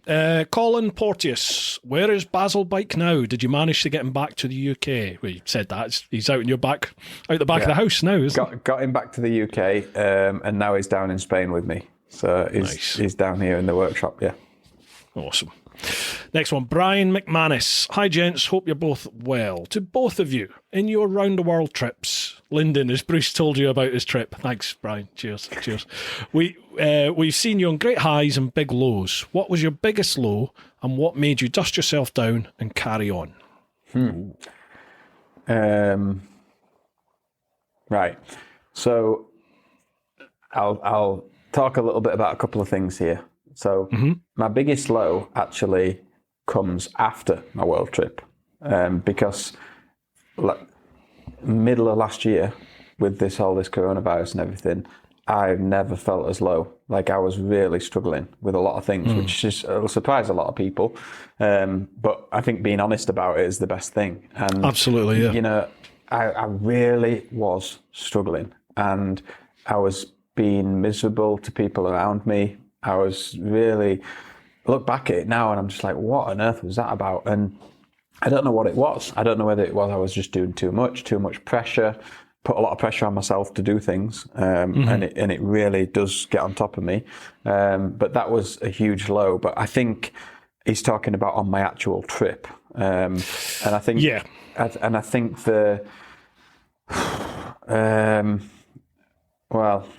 I haven't really talked about it much, but I think the biggest, it'll come out in my book, all the details, but it happened in Africa, and I don't want to say too much about it, but it was it was a moment where I honestly thought I was going to be killed, and that to me is like, that was the biggest low, because as a grown man, I cried because I thought it was over. And I've already written all about it for my book, and I think it'll be really cool for people to read it.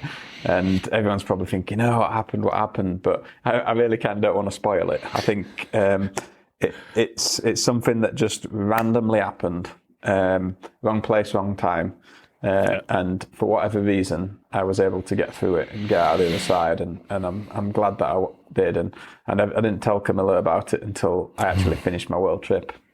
Because I didn't want to worry about it, but that was the biggest low. Africa's one of those places, isn't it, where there are so many amazing high. Yeah, that's exactly it. It can be.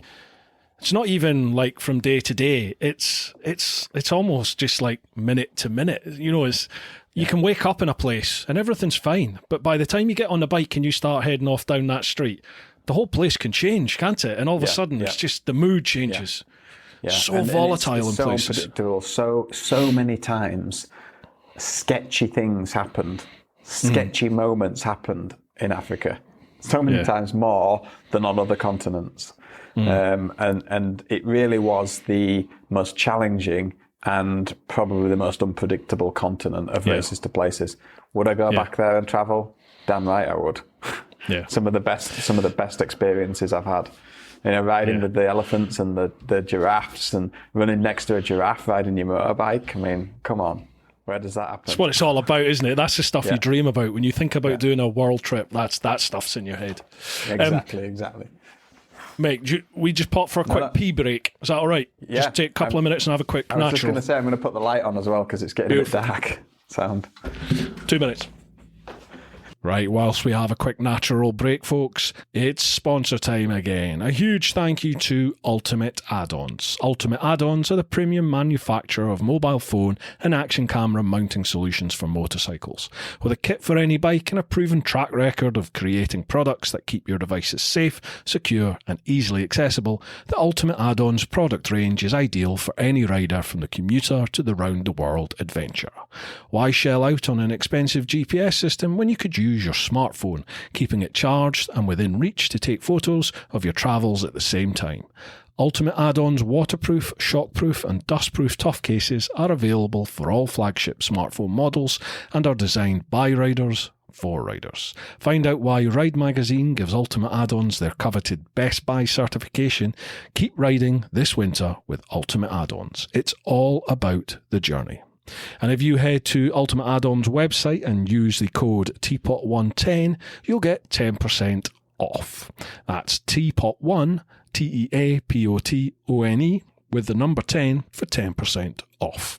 Lastly, we're also sponsored by Innov. Now, I don't have any sort of sponsor readout for Innov, but they sponsor the main channel, and Innov produce a range of dashcam systems for not only motorbikes, but any other vehicles.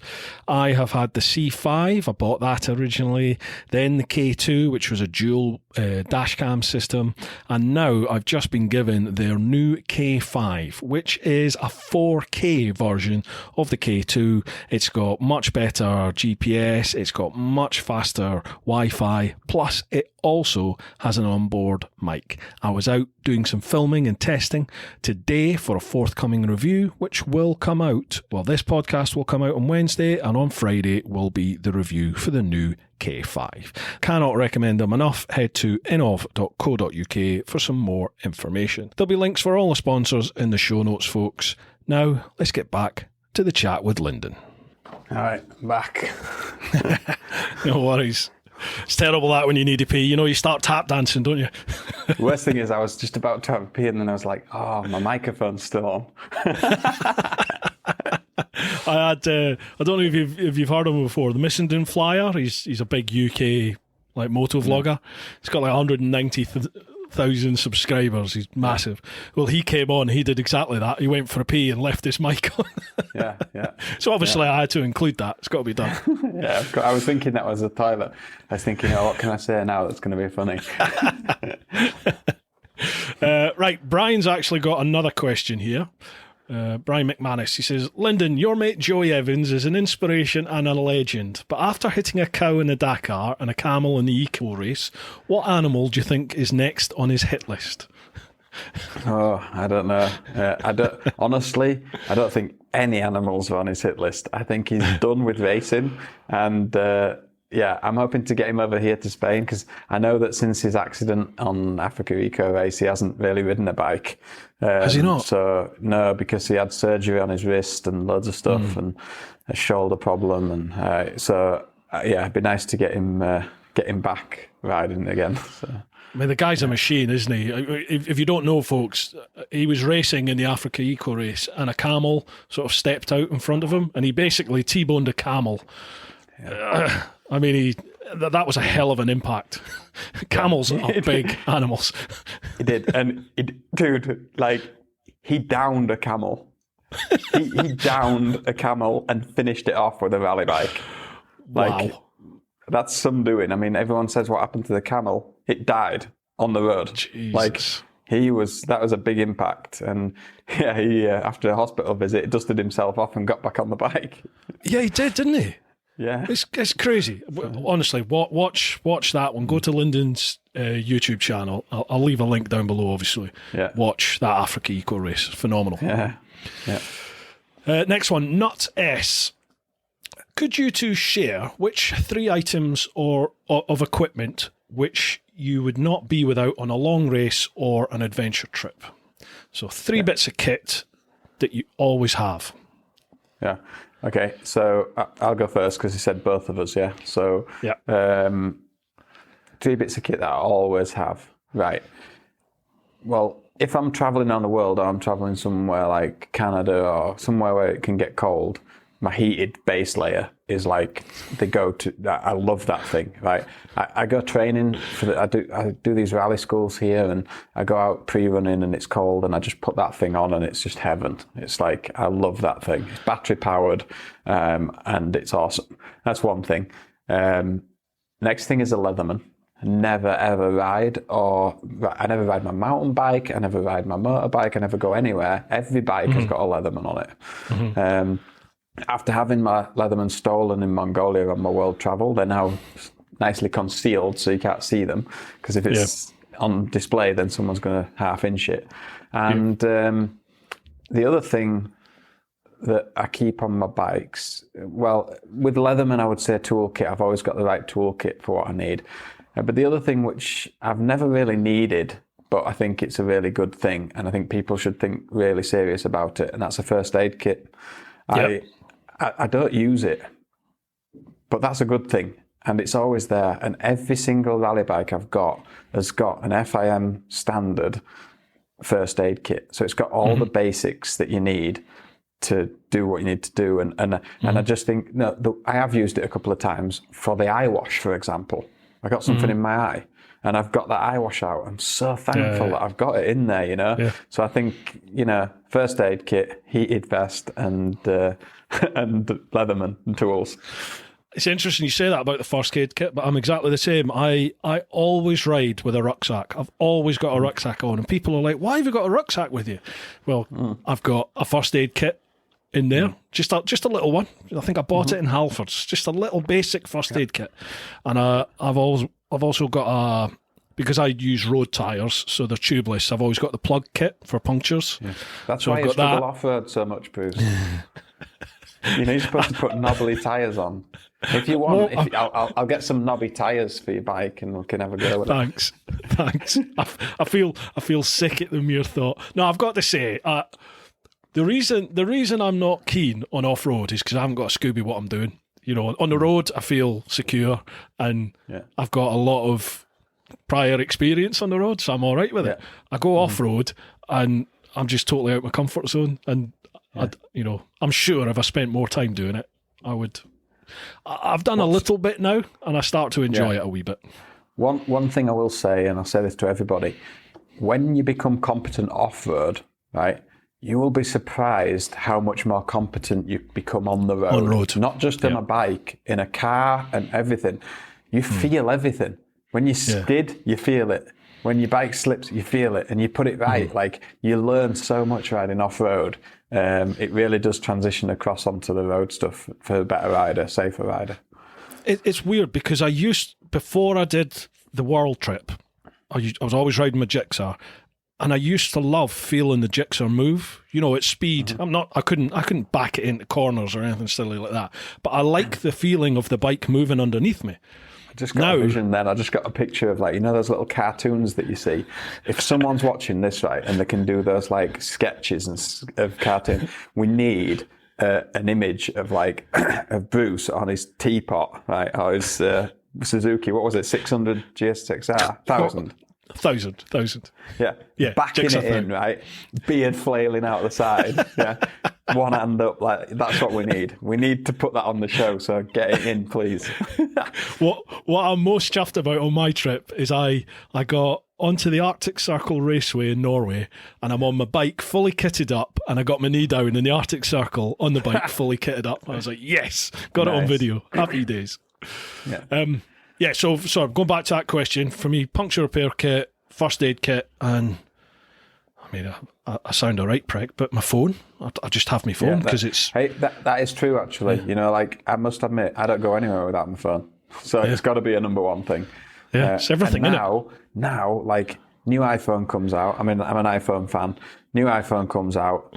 Get the latest one, the biggest one. I have all my photos. I have 120,000 photos synced to my phone. Jesus. I have everything, all in countries and date order, and I can find any picture from anywhere, by just going through, and that is a godsend, because the amount of times I get asked, like, hey, how do you do this? Or what did you do with that? And I just think, where have I got that photo? Oh, yeah, in there, you know?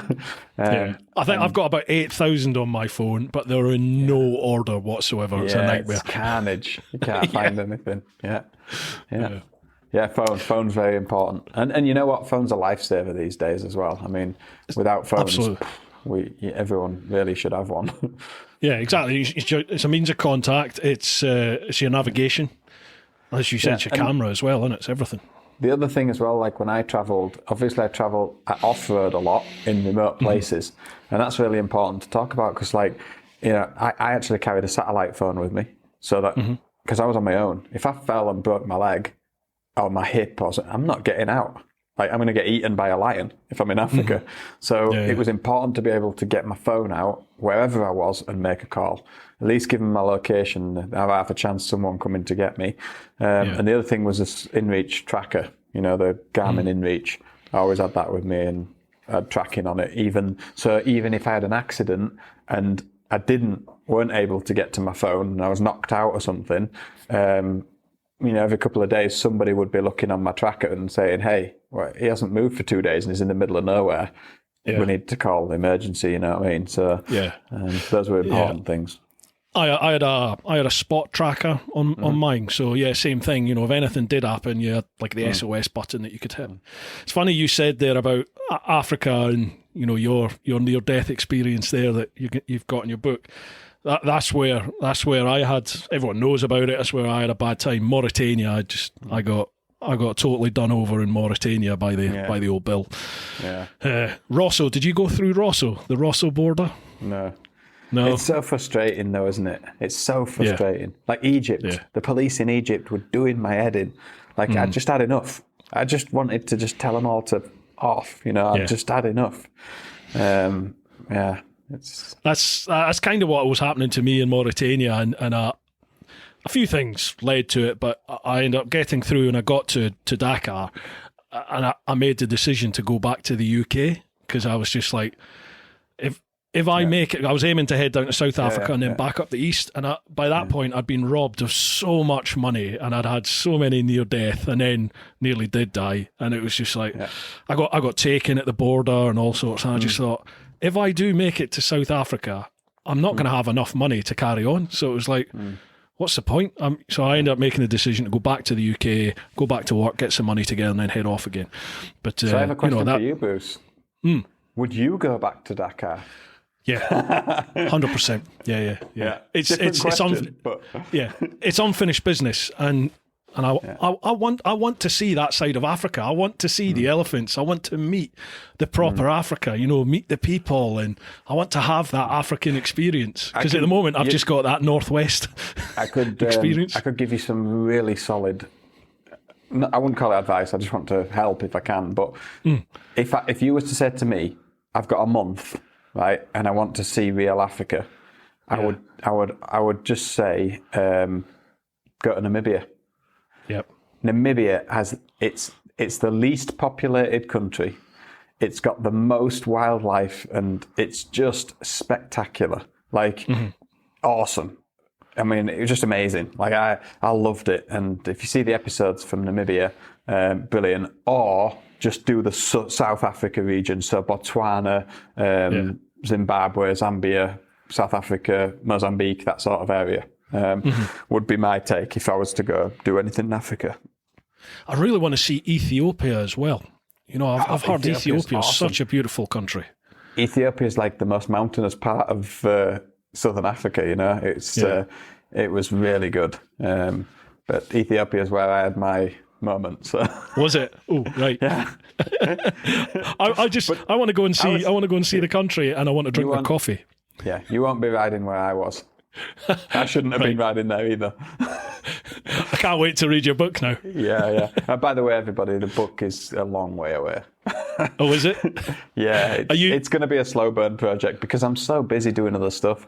It just gets put on the back burner. I mean, I said to Camilla the other day, really, if we have another lockdown, I'll nail it. But like, with everything else going on, I just love going out on my bike too much. So yeah. Have you got a publisher lined up, or are you going to self-publish? No, I think I'm going to self-publish. I chatted to, for me, it's like I could get a publisher and I could make a great book with them, but at the end of the day, the only reason I'm doing it is to tell my story, how it happened to me. And I'm never going to be a, Ant Middleton with a bestseller and and when I talk to Joey, Joey's got a bestseller. He's done 10,000 books. But his advice to me was, if he knew what he knew now, he'd have self-published, because you get more profit from the actual book itself if you do it yourself and you sell it yourself.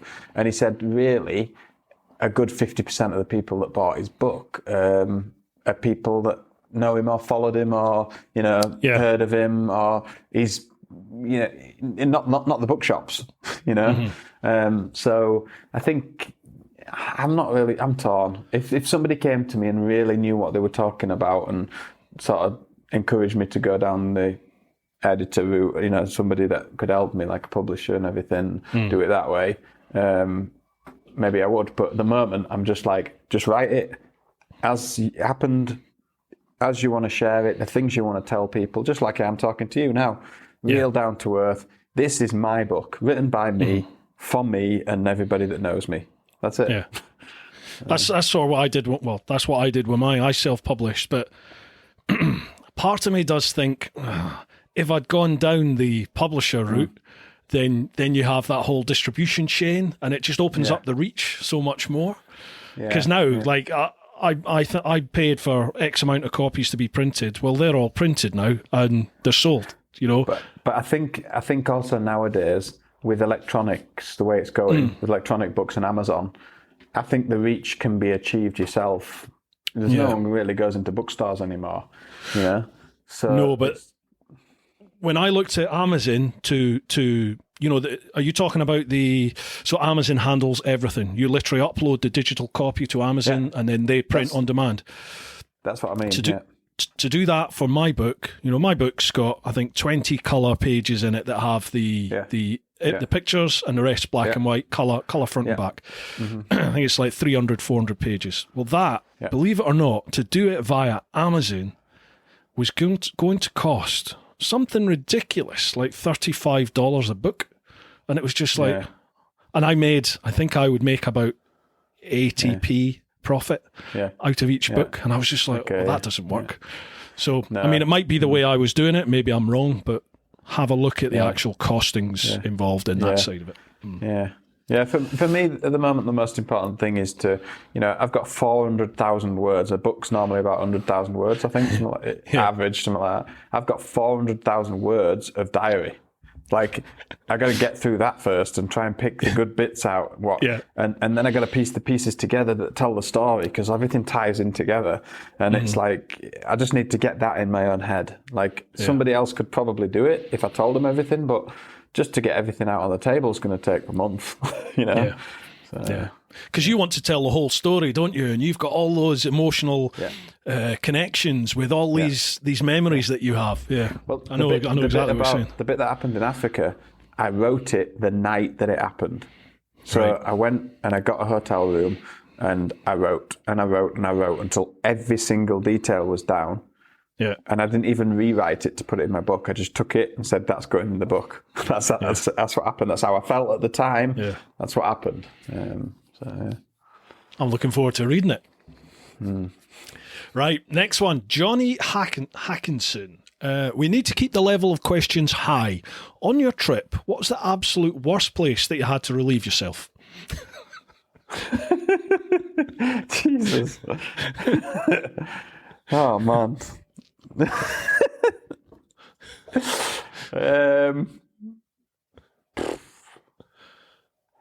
I have no idea. You must do.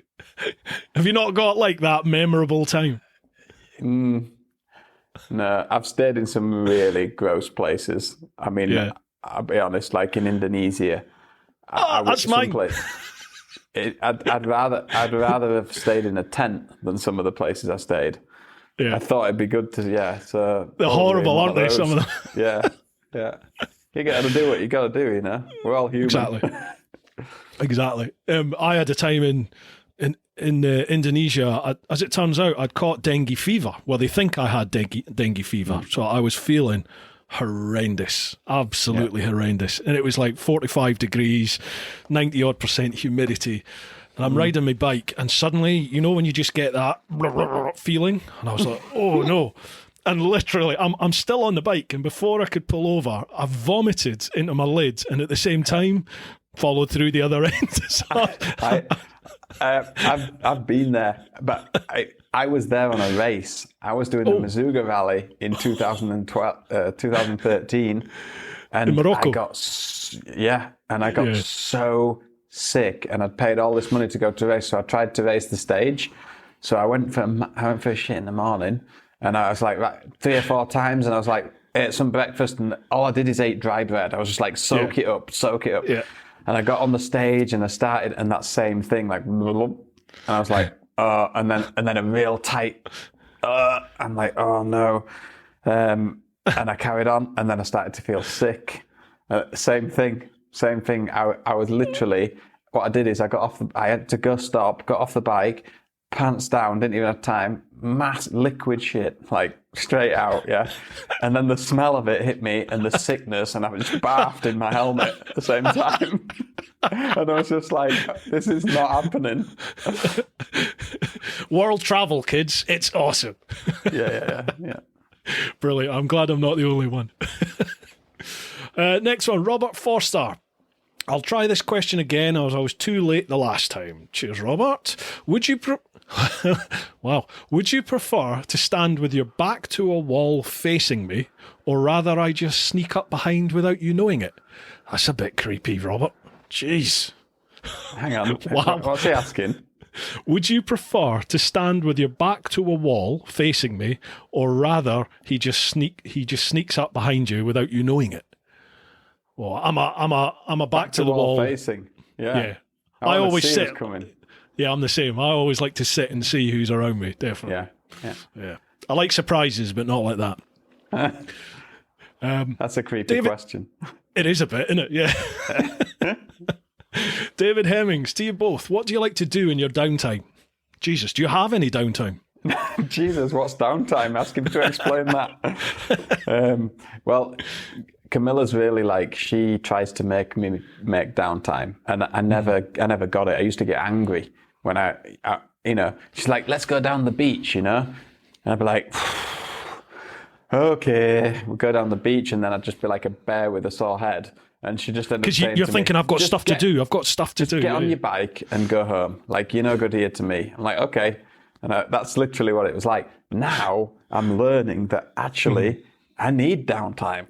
Yeah. I need it. And I never watched movies, but I now sit downstairs with the girls and watch a movie because I realized that just turn off, man. Leave your phone upstairs and go watch a movie. And it helps. So, yeah. Wow, we seem to have a lot of similarities here, except I'm shit off-road and nothing like you. But I'm exactly the same, man. I'm exactly the same. I could never switch off because I was always thinking, I've got this to do, I've got that to do. And I always almost resented the fact that my wife wanted to spend time with me because I've got stuff to do. To do. And I over Christmas, have forced myself to, stop. It comes 5, 6 o'clock, stop work, go down, like you said, and spend time downstairs. And now I've just found that now Christmas is over, I'm sort of struggling to get back into the, get a boot up my arse and get back to it, because it's 11 o'clock before I start doing some work in the day. You need to get back into the swing of things. It's so awesome being self-employed though, especially if you're motivated, because you can take your time, or you can get on it. I take Aaliyah to school in the morning. She has to be at the bus stop for 7:45, 7:40. So I go take her on the motorbike, drop her off at the bus stop, and then I'm like, may as well just go to work. I'm already up. And honestly, if it's great that she makes me get up at 6:30, every morning. And it's just the done thing now. We all get up at 6:30 and we all go to bed earlier. And I think it's good that we get up and get on with stuff. And I get more done in those first 2 hours before everyone else opens business than any other 2 hours in the day. So yeah, it's hard to think of going back to working for somebody now. I just Once you've been self-employed in, you can actually survive. You can actually make something of it. The thought of working for someone else, I'm like, oh no, I couldn't do that. Yeah. And it's good because I do jobs for other people and other companies, but I do them because I want to do them. Yeah. Aye. And it's like, oh, you want me to do this? Yeah, I can do that. Why not? That'll be fun. Or, nah, I'm not interested in doing that. Yeah, definitely. Next one, Dean Hartley. I'm just conscious of time, pal, that's all. Dean I'm good Hartley. as long as you're good. Oh, I'm great. Yeah, no problems with me. I don't even know how long we've been going. How long have we been going? Just under 2 hours. No, that's all right. I'm good. Dean Hartley, good evening, folks. Hope you're both well. Grand cheers, Dean. Thank you. Being human and male, we have... Oh, wow. You might not want to answer this. Being human and male, we have certain needs that need scratching now and again. So having travelled around the world for a long time, in which country did you both manage to scratch the itch the most? In which country did we manage to scratch our balls? Is that what the question is? I think it's which country did you enjoy other company? Yeah. In which that question. Okay. Yes. Okay. So well, after being introduced to Tinder in probably in North America, really was where I was introduced to Tinder. I still travelled a lot of other places, but actually once I'd been introduced to Tinder, I was never really that interested in girls because I wasn't really bothered with the whole like hunting down, proving yourself and everything like that. Like I just wanted to boom, get in and get it done, and that's it. Get on with the next day's riding. Sorry. So being introduced to Tinder was awesome because there's a lot of people on there that are in the same position. Yeah. And what I realised is actually just be upfront. Do you want a relationship or not? Do you want to get laid or not? Like that. That's Tinder.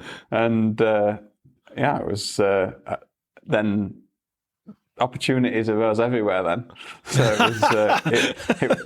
it was a grand year. It's a grand year. Yeah, you enjoyed it. Yeah. Well, I was attached to my now wife. So wherever my wife came and met me, which was, funnily enough, in Thailand. She wanted to meet me in Thailand for some reason. And America. But I got engaged in America, so that was that. Yeah. But I would say... I think there's a question. Well, while we're on that subject, because I think there's a question coming. I saw it on social media. Right. How did you meet Mrs. Poskitt? Yeah. Ah, yes. Go on then. Yeah, it's coming. So I may as well discuss it now since we just talked about it. So I actually met her on Tinder. Did you? So, yeah, I met her on Tinder. She had some spectacular photos on Tinder, and honestly, I'll be honest, right? Beautiful sunsets. I definitely just thought, I'd definitely give that one. That's my initial reaction. And the only thing was that she wore these really nice high heels and was stunning. And I was just like, too good for me. I just thought, but I'll give it a go anyway. Yeah. And it just, on Tinder, it said, the only words that she put was, I'm 5'9" and love wearing heels, wink. In other words, if you're small, don't bother. Yeah. And then the next line just said, actions speak louder than words. So I just thought, well, I need to put some action into it then. So I just said, okay, if actions speak louder than words, when am I taking you on a date? And that was it. And that's how I got to see her. That's how I got to see her. And I went and... is that your camera just beeped? My card, just a card full on the GoPro. It's a backup. All right. It's all right. All right, cool. No worries. So, that's how I met her, and she played hard to get for about 4 months. But I persevered, and that's it. And I knew we went to Burning Man together, like the week after we met. Like literally, like she was like, "Hey, I'm going to Burning Man next week. Do you want to go?" And I was like, "Nah." And I was like, "I really like her. Like, maybe I should go, And it was the best thing I did because that was really what cemented us getting to know each other and living out of each other's pockets in the desert for a week, And then I realised that she's a real adventurer, and that was great for me. So awesome. Yeah. It is funny when I think it's on your Instagram, any picture that has Camilla in it and you, then there's always somebody that just puts, "You're punching." Yeah, definitely.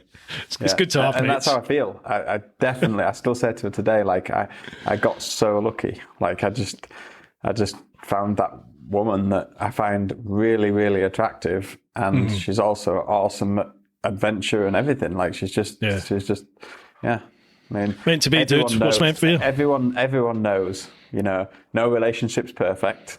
It has its challenges, but that's life. You know, and we work through them, and we have a great time. So. Cool. Marriage advice and everything on the Brewtime podcast. You get everything here. Yeah. Next one, the Bingley Wheeler, Dave. Hi, Lyndon. As a fellow Yorkshireman, from a biker's point of view, how do you rate living in Spain compared to Yorkshire or the UK in general? Pretty similar, aren't they? You know, the best thing down here in Spain, right, is a couple of things. The weather, for one. 320 days of sunshine here. So, you know, forget the temperature, it doesn't matter. It's 320 days blue sky sunshine. So, and then 20 days overcast, 30 days overcast, and 10 days rain. So it's not too bad. Are you down in the south then? Yeah, right in the south, yeah. Nice. And the other thing is I can jump on street bike, amazing twisties, extreme enduro bike, extreme enduro, fast enduro, single track in the woods, and rally bike riding right out of my door. I don't have to put the bikes in a van. I just go ride from the door. And I can do that for weeks on end without doing the same trail twice. That's what I came here for. Well, not just that. I mean, I was setting up a new business as well, and I needed to be somewhere close to Morocco and also somewhere that had that ability to go riding. So, so how does it compare? It doesn't compare at all from a motorcycle point of view, because I remember in the UK, you know, you have to really try to go to a private venue to go ride in your enduro bike. And honestly, you ride for 1 hour, it takes you 5 hours to clean your bike properly. It's like sticks, the mud there. I can go ride an enduro bike here 5 days without even washing it. And it's just dust. You know, in the summer. In the winter, it's a bit different. I wash it every time. But generally, it's just easier going on your bikes. It's nicer. It's not as wet as much. And lifestyle's good. But Spain has its difficulties as well, you know. Language barrier for those that don't speak Spanish.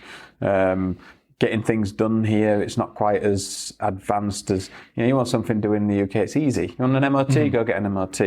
You need something like that here. It's a little bit more challenging, and there's a lot more red tape and all sorts of things, you know. So you've got to take the rough with the smooth.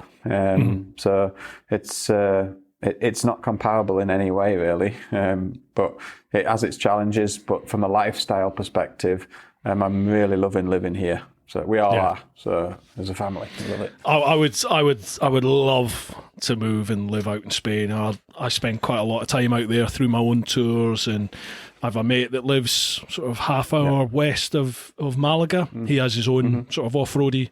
Don't know if you've heard of them, Toro Trail LyndON. or Toro Adventure. LyndON, LyndON Foster. Yeah. So I spend quite a bit of time down there, generally mostly on the road stuff. He keeps getting me off-road every now and then, but I love it. Absolutely love it. A lot of people think that, like, I moved down to Spain because of Brexit and et cetera, et cetera. Like, you know, it really wasn't Brexit that drove me out of the UK. It was the desire to have a new business and be in an area where I could ride more.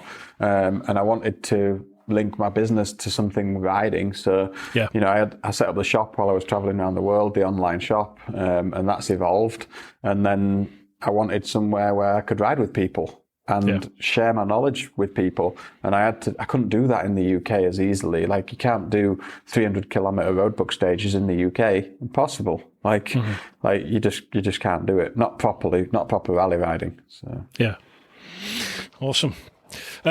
Next one, Peter Hamedzadeh. Hi, Lyndon. Love the Races to Places series. When riding your bike for pleasure or racing, now or in the past, have you ever felt that you were too far over the edge or out of your comfort zone, and did you push through, carry on, and hope for the best?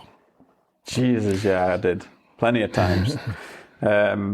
If you haven't watched Races to Places, definitely start at the beginning and watch the episodes in order. One that sticks in my mind particular, well, there's two actually. One that sticks in my mind particular is the first time was Thailand, when I tried to ride on a remote track through a jungle. I knew it was doable. People had done it on enduro bikes, but I was on a fully loaded adventure bike, and I crossed a river, fully mud river. It was horrible. I managed to get through it, only to then get stopped by a fallen tree, which I could have got over, but by that time I was already exhausted, and I'd been going all day and done about 10 kilometers. And I just thought, this is stupid. Like, this is the point. I need to realize that I'm not Superman, and I need to go back, and I need to grow a pair of balls and tell myself to turn around for my family and for my parents and everything and go back. It's not the right thing to do. And when I did turn around and go back, I couldn't get back out of the river. I couldn't get back up the other side out of the river. And I spent about 2 hours trying to get my bike out of the river. I was completely exhausted. A bottle of Coke saved my ass. If I didn't have that Coke, I'd have probably passed out there at the side of the river.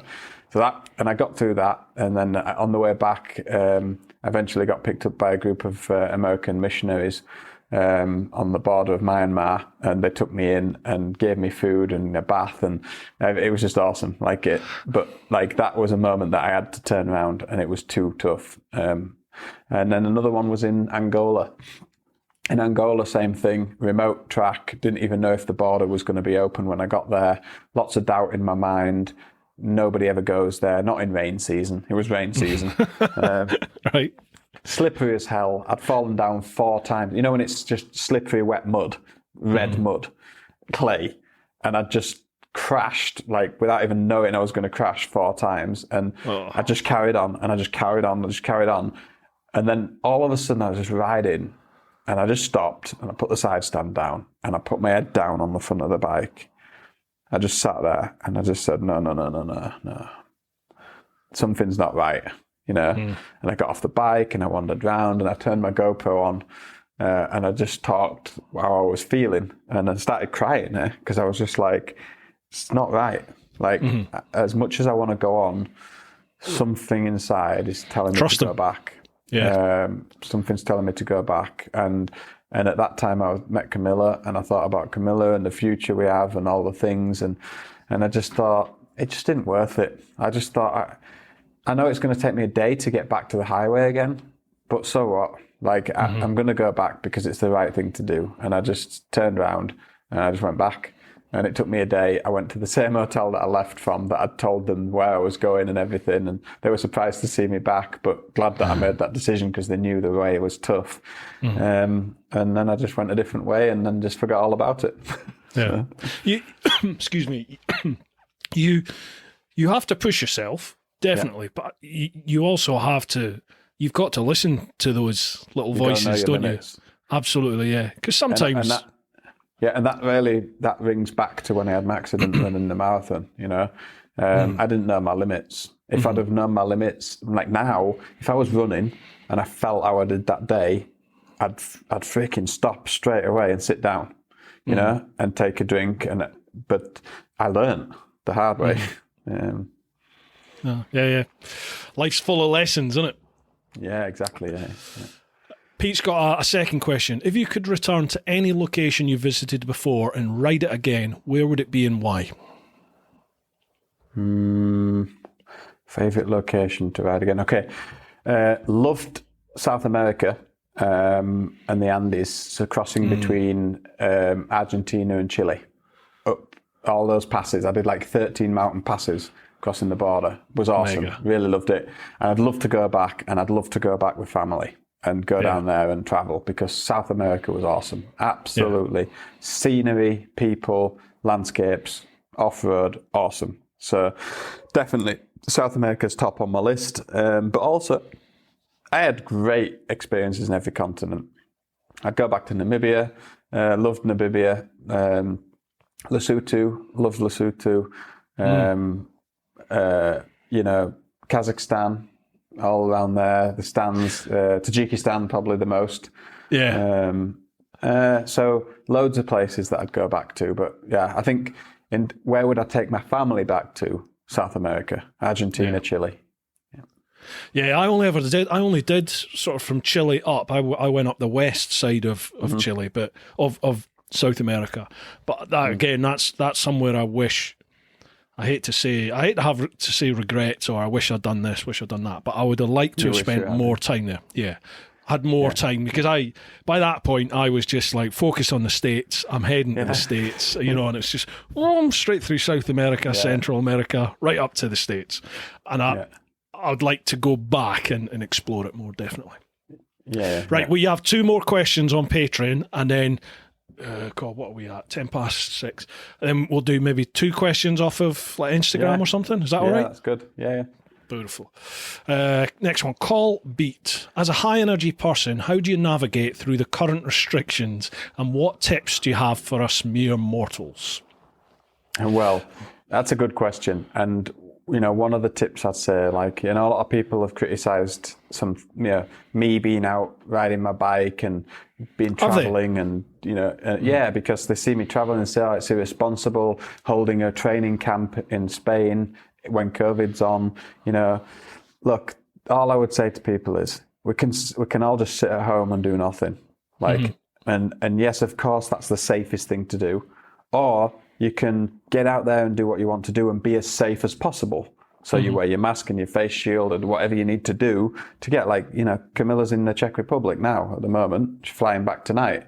I didn't stop her going. If you need to do it, go and do it, but just be careful, take precautions. She had a test before she went, test when she comes back. Like, do what you got to do. Don't let things put you off. And it's the same in life. Like, don't let somebody having a bad experience on the news put you off going there. Because for every one of those, there's a million good experiences. Yep. So just, I do take COVID very seriously, and I do wear a mask even when I go out to the bins and stuff to take the trash. Like, so take it seriously, but don't let it hold you back doing the things you want to do. If there's a way to get somewhere, we have people booking on our training courses for the rally training camp from America. And they're like, I have to get a COVID test, but that's all good. I'll just get one when I land. And that's the attitude you need to have, is like, push through it, get out there, do it. Because we don't know when it's going to end. Like, if you can do it within the limits and the regulations and the allowables, do it. If the government say you absolutely can't do it, then you can't do it. But, at least try. Definitely. I'm still running a business in this difficult time that's heavily based on relying on people flying into the countries. And it's difficult, but we're not going to stop. You can't afford just to stop. This is it. You can't just stop life, can you? You've still got to make a living. And as you said, you can still travel at the moment, but there's certain conditions that go around exactly. it. Just meet those conditions. Absolutely. Just meet those conditions, Yeah, I took a group of lads out to the Canaries before Christmas, and same thing. You've got to do a COVID test before you go, and then when you're over there, you didn't have to quarantine in the Canaries, but we had to quarantine when we came back, and it's just something that you, as you said, if you're going to do it, then just adhere by the results, the conditions. That's it. To allow it, to make it happen. And definitely. You just find, if you have to quarantine for 2 weeks, what's that? What are those jobs at home that you needed to get done that you haven't been able to get done? Get them done now. Use it as a positive. Yeah. The amount of people who I know there's people been really struggling during the whole lockdowns, isn't there? And my sympathies are with you. It's been horrible. It's been tough, but you can either just give up and just sit and watch the news and just get yourself into a total pit of despair. Or as you said, crack on. You've got to live with life. You've got to live your life, haven't you? And, while we're on that subject, because I know there's a question on social media about it, how do you both remain so positive, and stuff like that. I don't read newspapers.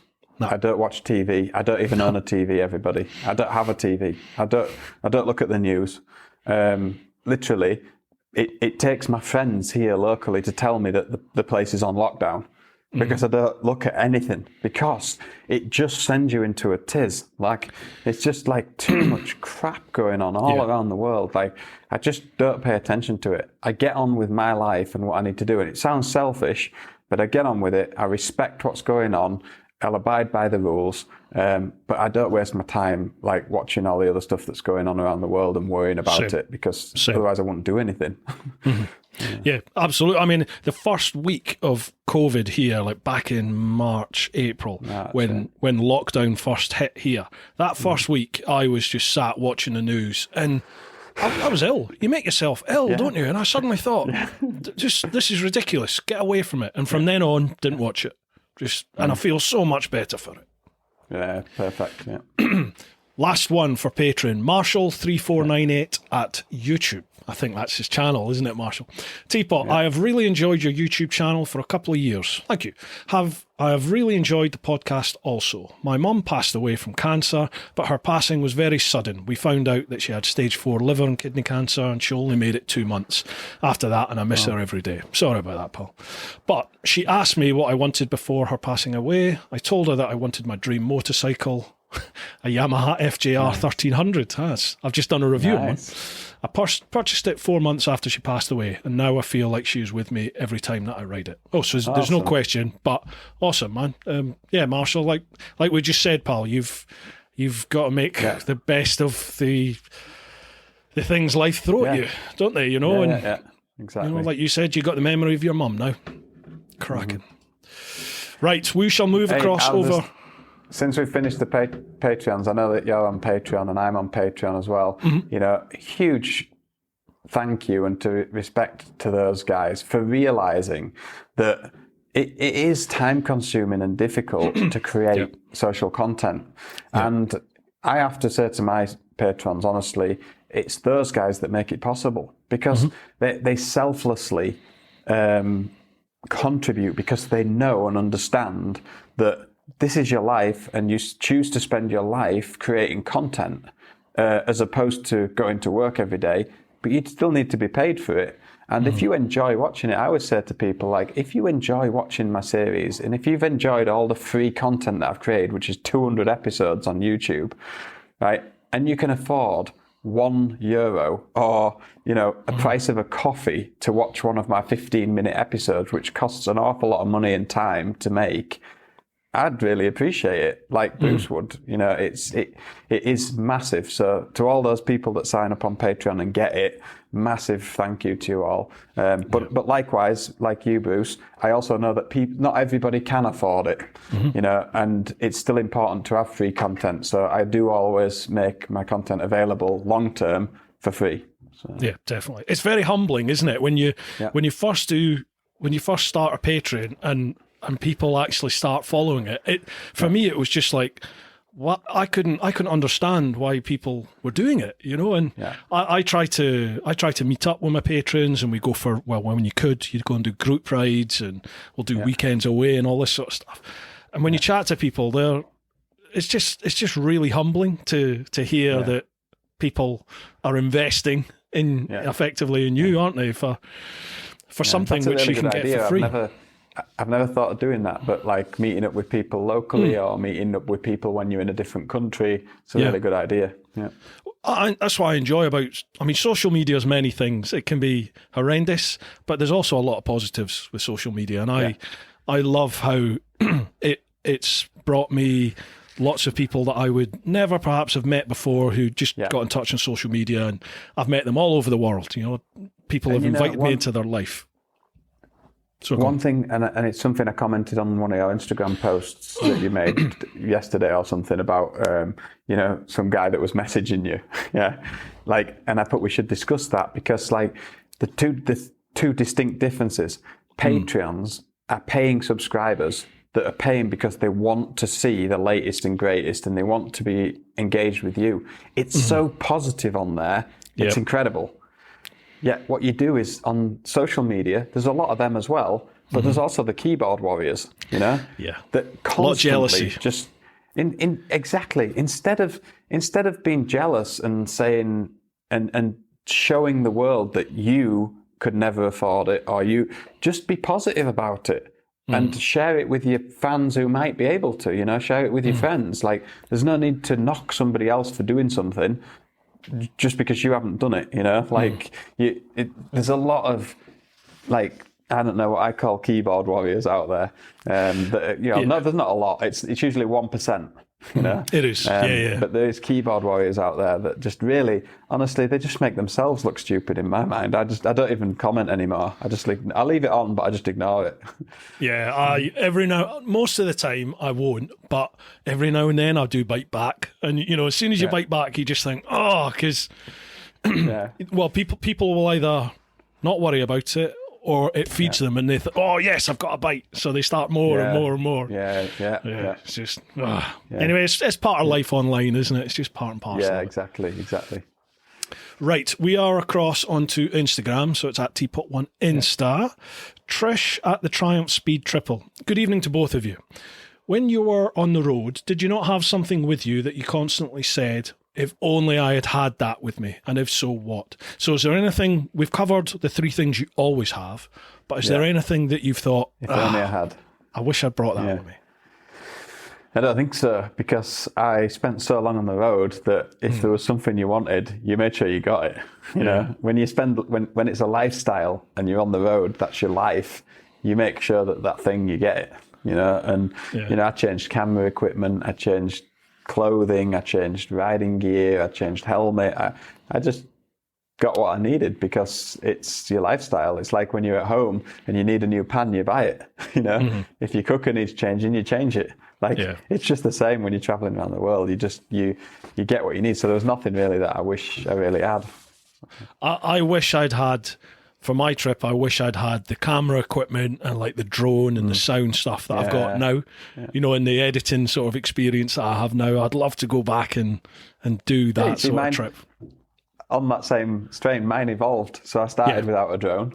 I started with one camera. I finished with about 7 cameras. And the sound got better and the quality got better and everything. I wish I'd have switched to GoPros earlier. I used my helmet camera, I used the Cena camera, and it wasn't very well developed when I used it. So the quality's poor, and I watch my videos now and I'm like, that's the only thing I wish I'd have improved was because I had like really poor quality helmet camera footage and then 4K drone footage. There was no in between. So I get you. I excuse me. It's funny because people say to me when they follow my trip, I think there's 17, 18 episodes, but they say if you look at like the first 1 or 2 episodes and then look at the last 3 or 4, they're like, the difference is just phenomenal. And you're like, well, as you said, you evolve, don't you? You learn as you go. Are you okay for time, pal? Yeah, I'm 25? Okay. I'm probably going to have to leave in 15 minutes. So. Right, cool. We'll wrap it up soon. Adam Moldfield, question for LyndON. 1, do you think the Dakar is as special an event compared to when it crossed several countries? If, in your opinion, is something missing with it being held within one country, that little less adventure, perhaps? Yeah, not really. I think in the big countries, the regions vary so much anyway. Like, Argentina from the north to the south is vastly different.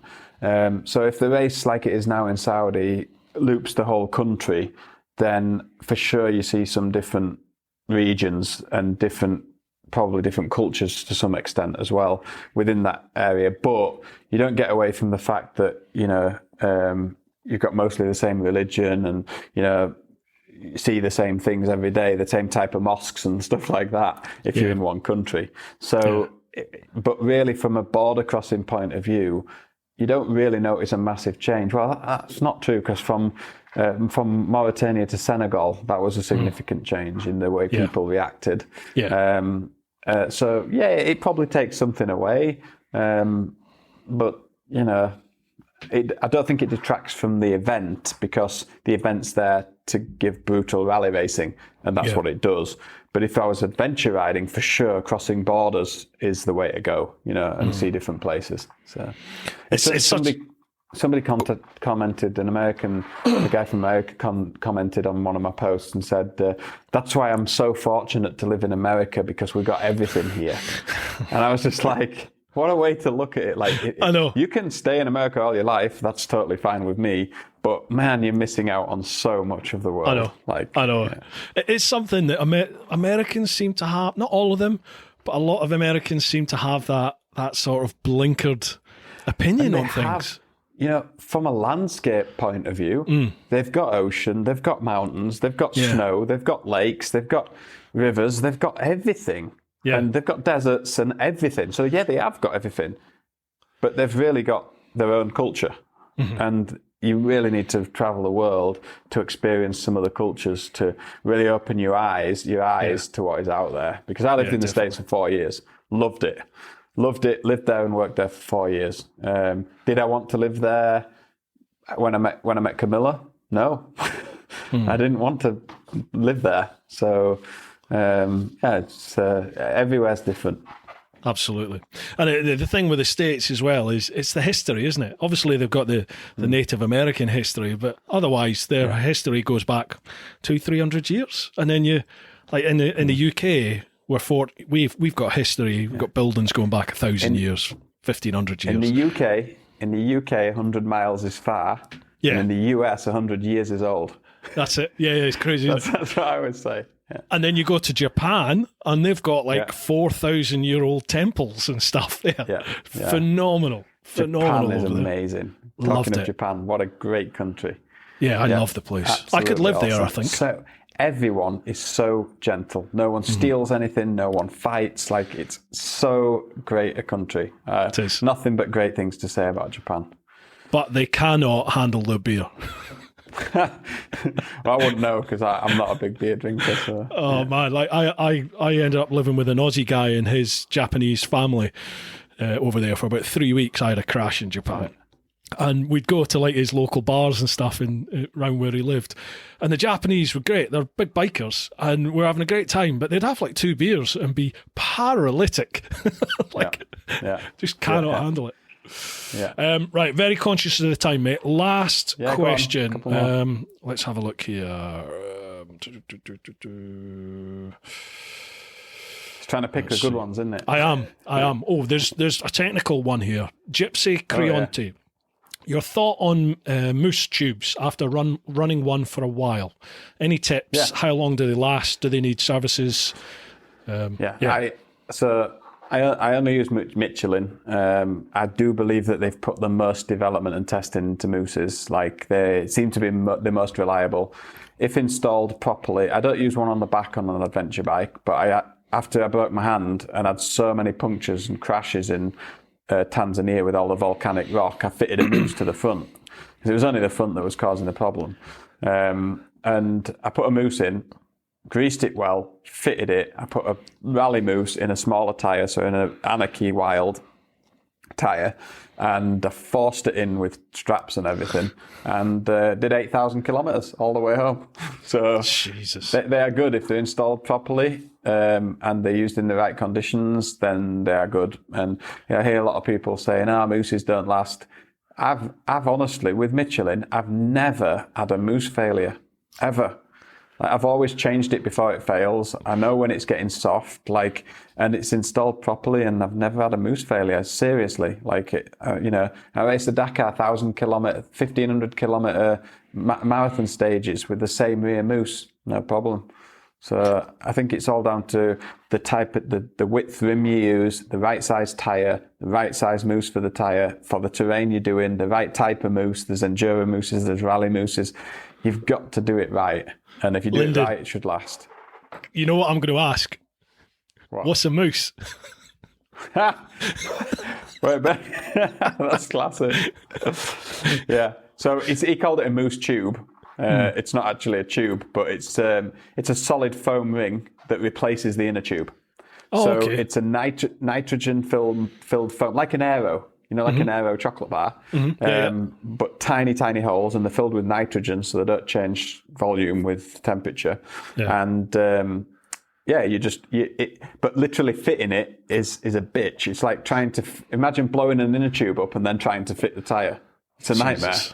So it's hard to fit, but effectively when it's in, you've got an effective pressure, depending what you've set up. You've got between about 6 psi and 20 psi for adventure, 20 for extreme enduro, 6. You'd be depending what you use, but you've got a psi and it stays constant. And it's just you can't get a puncture. You can hammer nails into it. You can run through barbed wire. You can do you will not get a puncture. So, that's what it is. Did you see on this year's Dakar? I can't remember who it was. Toby Price. Yes, with the tyre. Yeah, and he just ratchet strapped it. I saw that and straight away thought, that's fine, that'll get to the end. Because I've had the same thing myself before, where I've put like a 2-inch gash in the tyre and I stitched it together with like paracord, and then managed to do another 1,000 kilometres like that. So when I saw that, I thought it's a good chance that'll hold together. They're bloody strong tyres, those Michelin Deserts. And the only thing that they don't like is sharp. If you hit something and it's sharp and it can cut the rubber, it's like paracord cords inside, not steel. So if it can cut through it, it will cut through it. But it's very rare that you find anything like that on a track. It's usually a piece of metal or something that does it. It was phenomenal to see it, because it's basically gaffer tape and cable ties, wasn't it? and he put the gaffer tape on just so that dirt didn't get in, because if dirt gets in between the tyre and the mousse, it causes it to overheat. So, right. Oh, with the friction and everything. With the friction, and they're fitted with the grease, like a silicone grease, so that there's no temperature increase between the tyre carcass and the mousse. Right. And that's another thing you see. If you don't know that and you put the mousse in dry, it won't last 100 kilometres. Like, it'll just melt. So a massive installation is really important. Yeah. What I mean, right? When you're down here next, come to the workshop, and you can. We'll do a little video. I'll show you how to fit a mousse. You can do one. It'll be a funny video. I'm 100% up for that. Definitely. I mean it. I'm well up for it. Come down and be great to do some stuff. I'll show you a mousse and how to fit one and how it works. Right, you're on. Yeah. Let's do it, mate. I think that's a good place to call it. I think, because there's still questions left on social media, but I've taken up 2.5 hours of your time here, mate. So, let's do it. Let's cover those questions in episode 100. Okay, so right, when you're at episode 100, that's my number. Right, you're back. You will be back for episode 100. Yeah, you're on. Yeah. Dude, before I go, it's your opportunity to give a shout out or promote anything that you like. Fill your boots. Man, it's a tough one. Well, I always say, and I always will say, massive thank you to all my fans and followers, because a lot of the stuff that I've done has been through Kickstarter. Some of the big projects that I've done, the big media projects that, they take an awful lot of money, almost 100,000 euros, some of the projects. And they were all made possible by my fans and followers that contributed, those that chipped in. So a huge thank you to those, all the partners that I work with. As well as I do, it takes a lot of work to build good relationships with good companies, and keep those relationships even through trying times and everything. And I think I've kept, from the beginning, I've tried to keep a really consistent flow of people that help me and stick with them, and can't thank them enough. Obviously the big ones like Motorex, Michelin, Akrapovic, they're all the big companies, but there's a lot of smaller ones as well, that help in any way that they can. So huge thanks to fans, followers and partners and stuff. And final thing, I've just launched a new website this last week, a new business that I've been working on for over a year down in Spain, Portugal and Morocco. And it was my passion really, is, racing rally bikes and travel and adventure. And obviously I've been very successful at it, and a lot of people ask me a lot of questions, and I've kind of been thinking in the last year in my world travels, well, what's missing? What is there an opportunity to start a new business where people will be able to connect with me and learn from me? And I decided that, it's very difficult, there's loads to do, but I decided to open a rally training centre. So we do rally training in Spain, Portugal and Morocco, but rally really is adventure riding.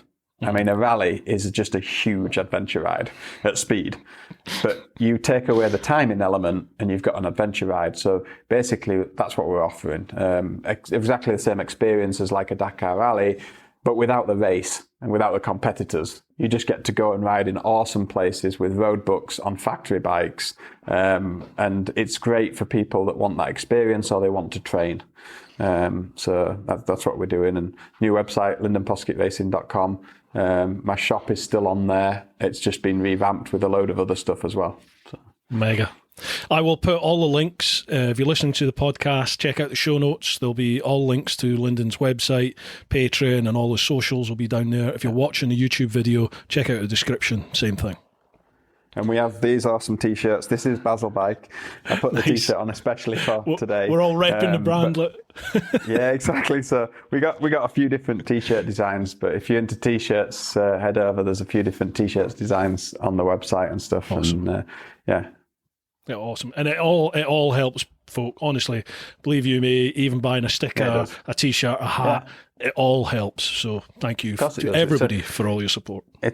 It's a big culmination of things, like when I think about what I've got going on, it's like Patreon, web shop, business with the riding and everything, and all the little things I do for other companies like KTM and Husqvarna and all around. It's just a massive even I'm self-employed and there's all these little projects going on all over the place, and it all makes a living. That's how you make a living, doing all those things. So absolutely. Yeah. And thanks to you, Bruce, for inviting me on and listening to me rabbit on for 2 hours. And I know you've got your own world travel experiences, so it's always fun to talk to somebody and share experiences and stuff. I started this podcast to chat with people like you, but also to sort of let other people out there know that people that do these amazing things that you've done, they're just normal. You're normal people. It's just You make that decision to go, and as you've nailed it already when you said it's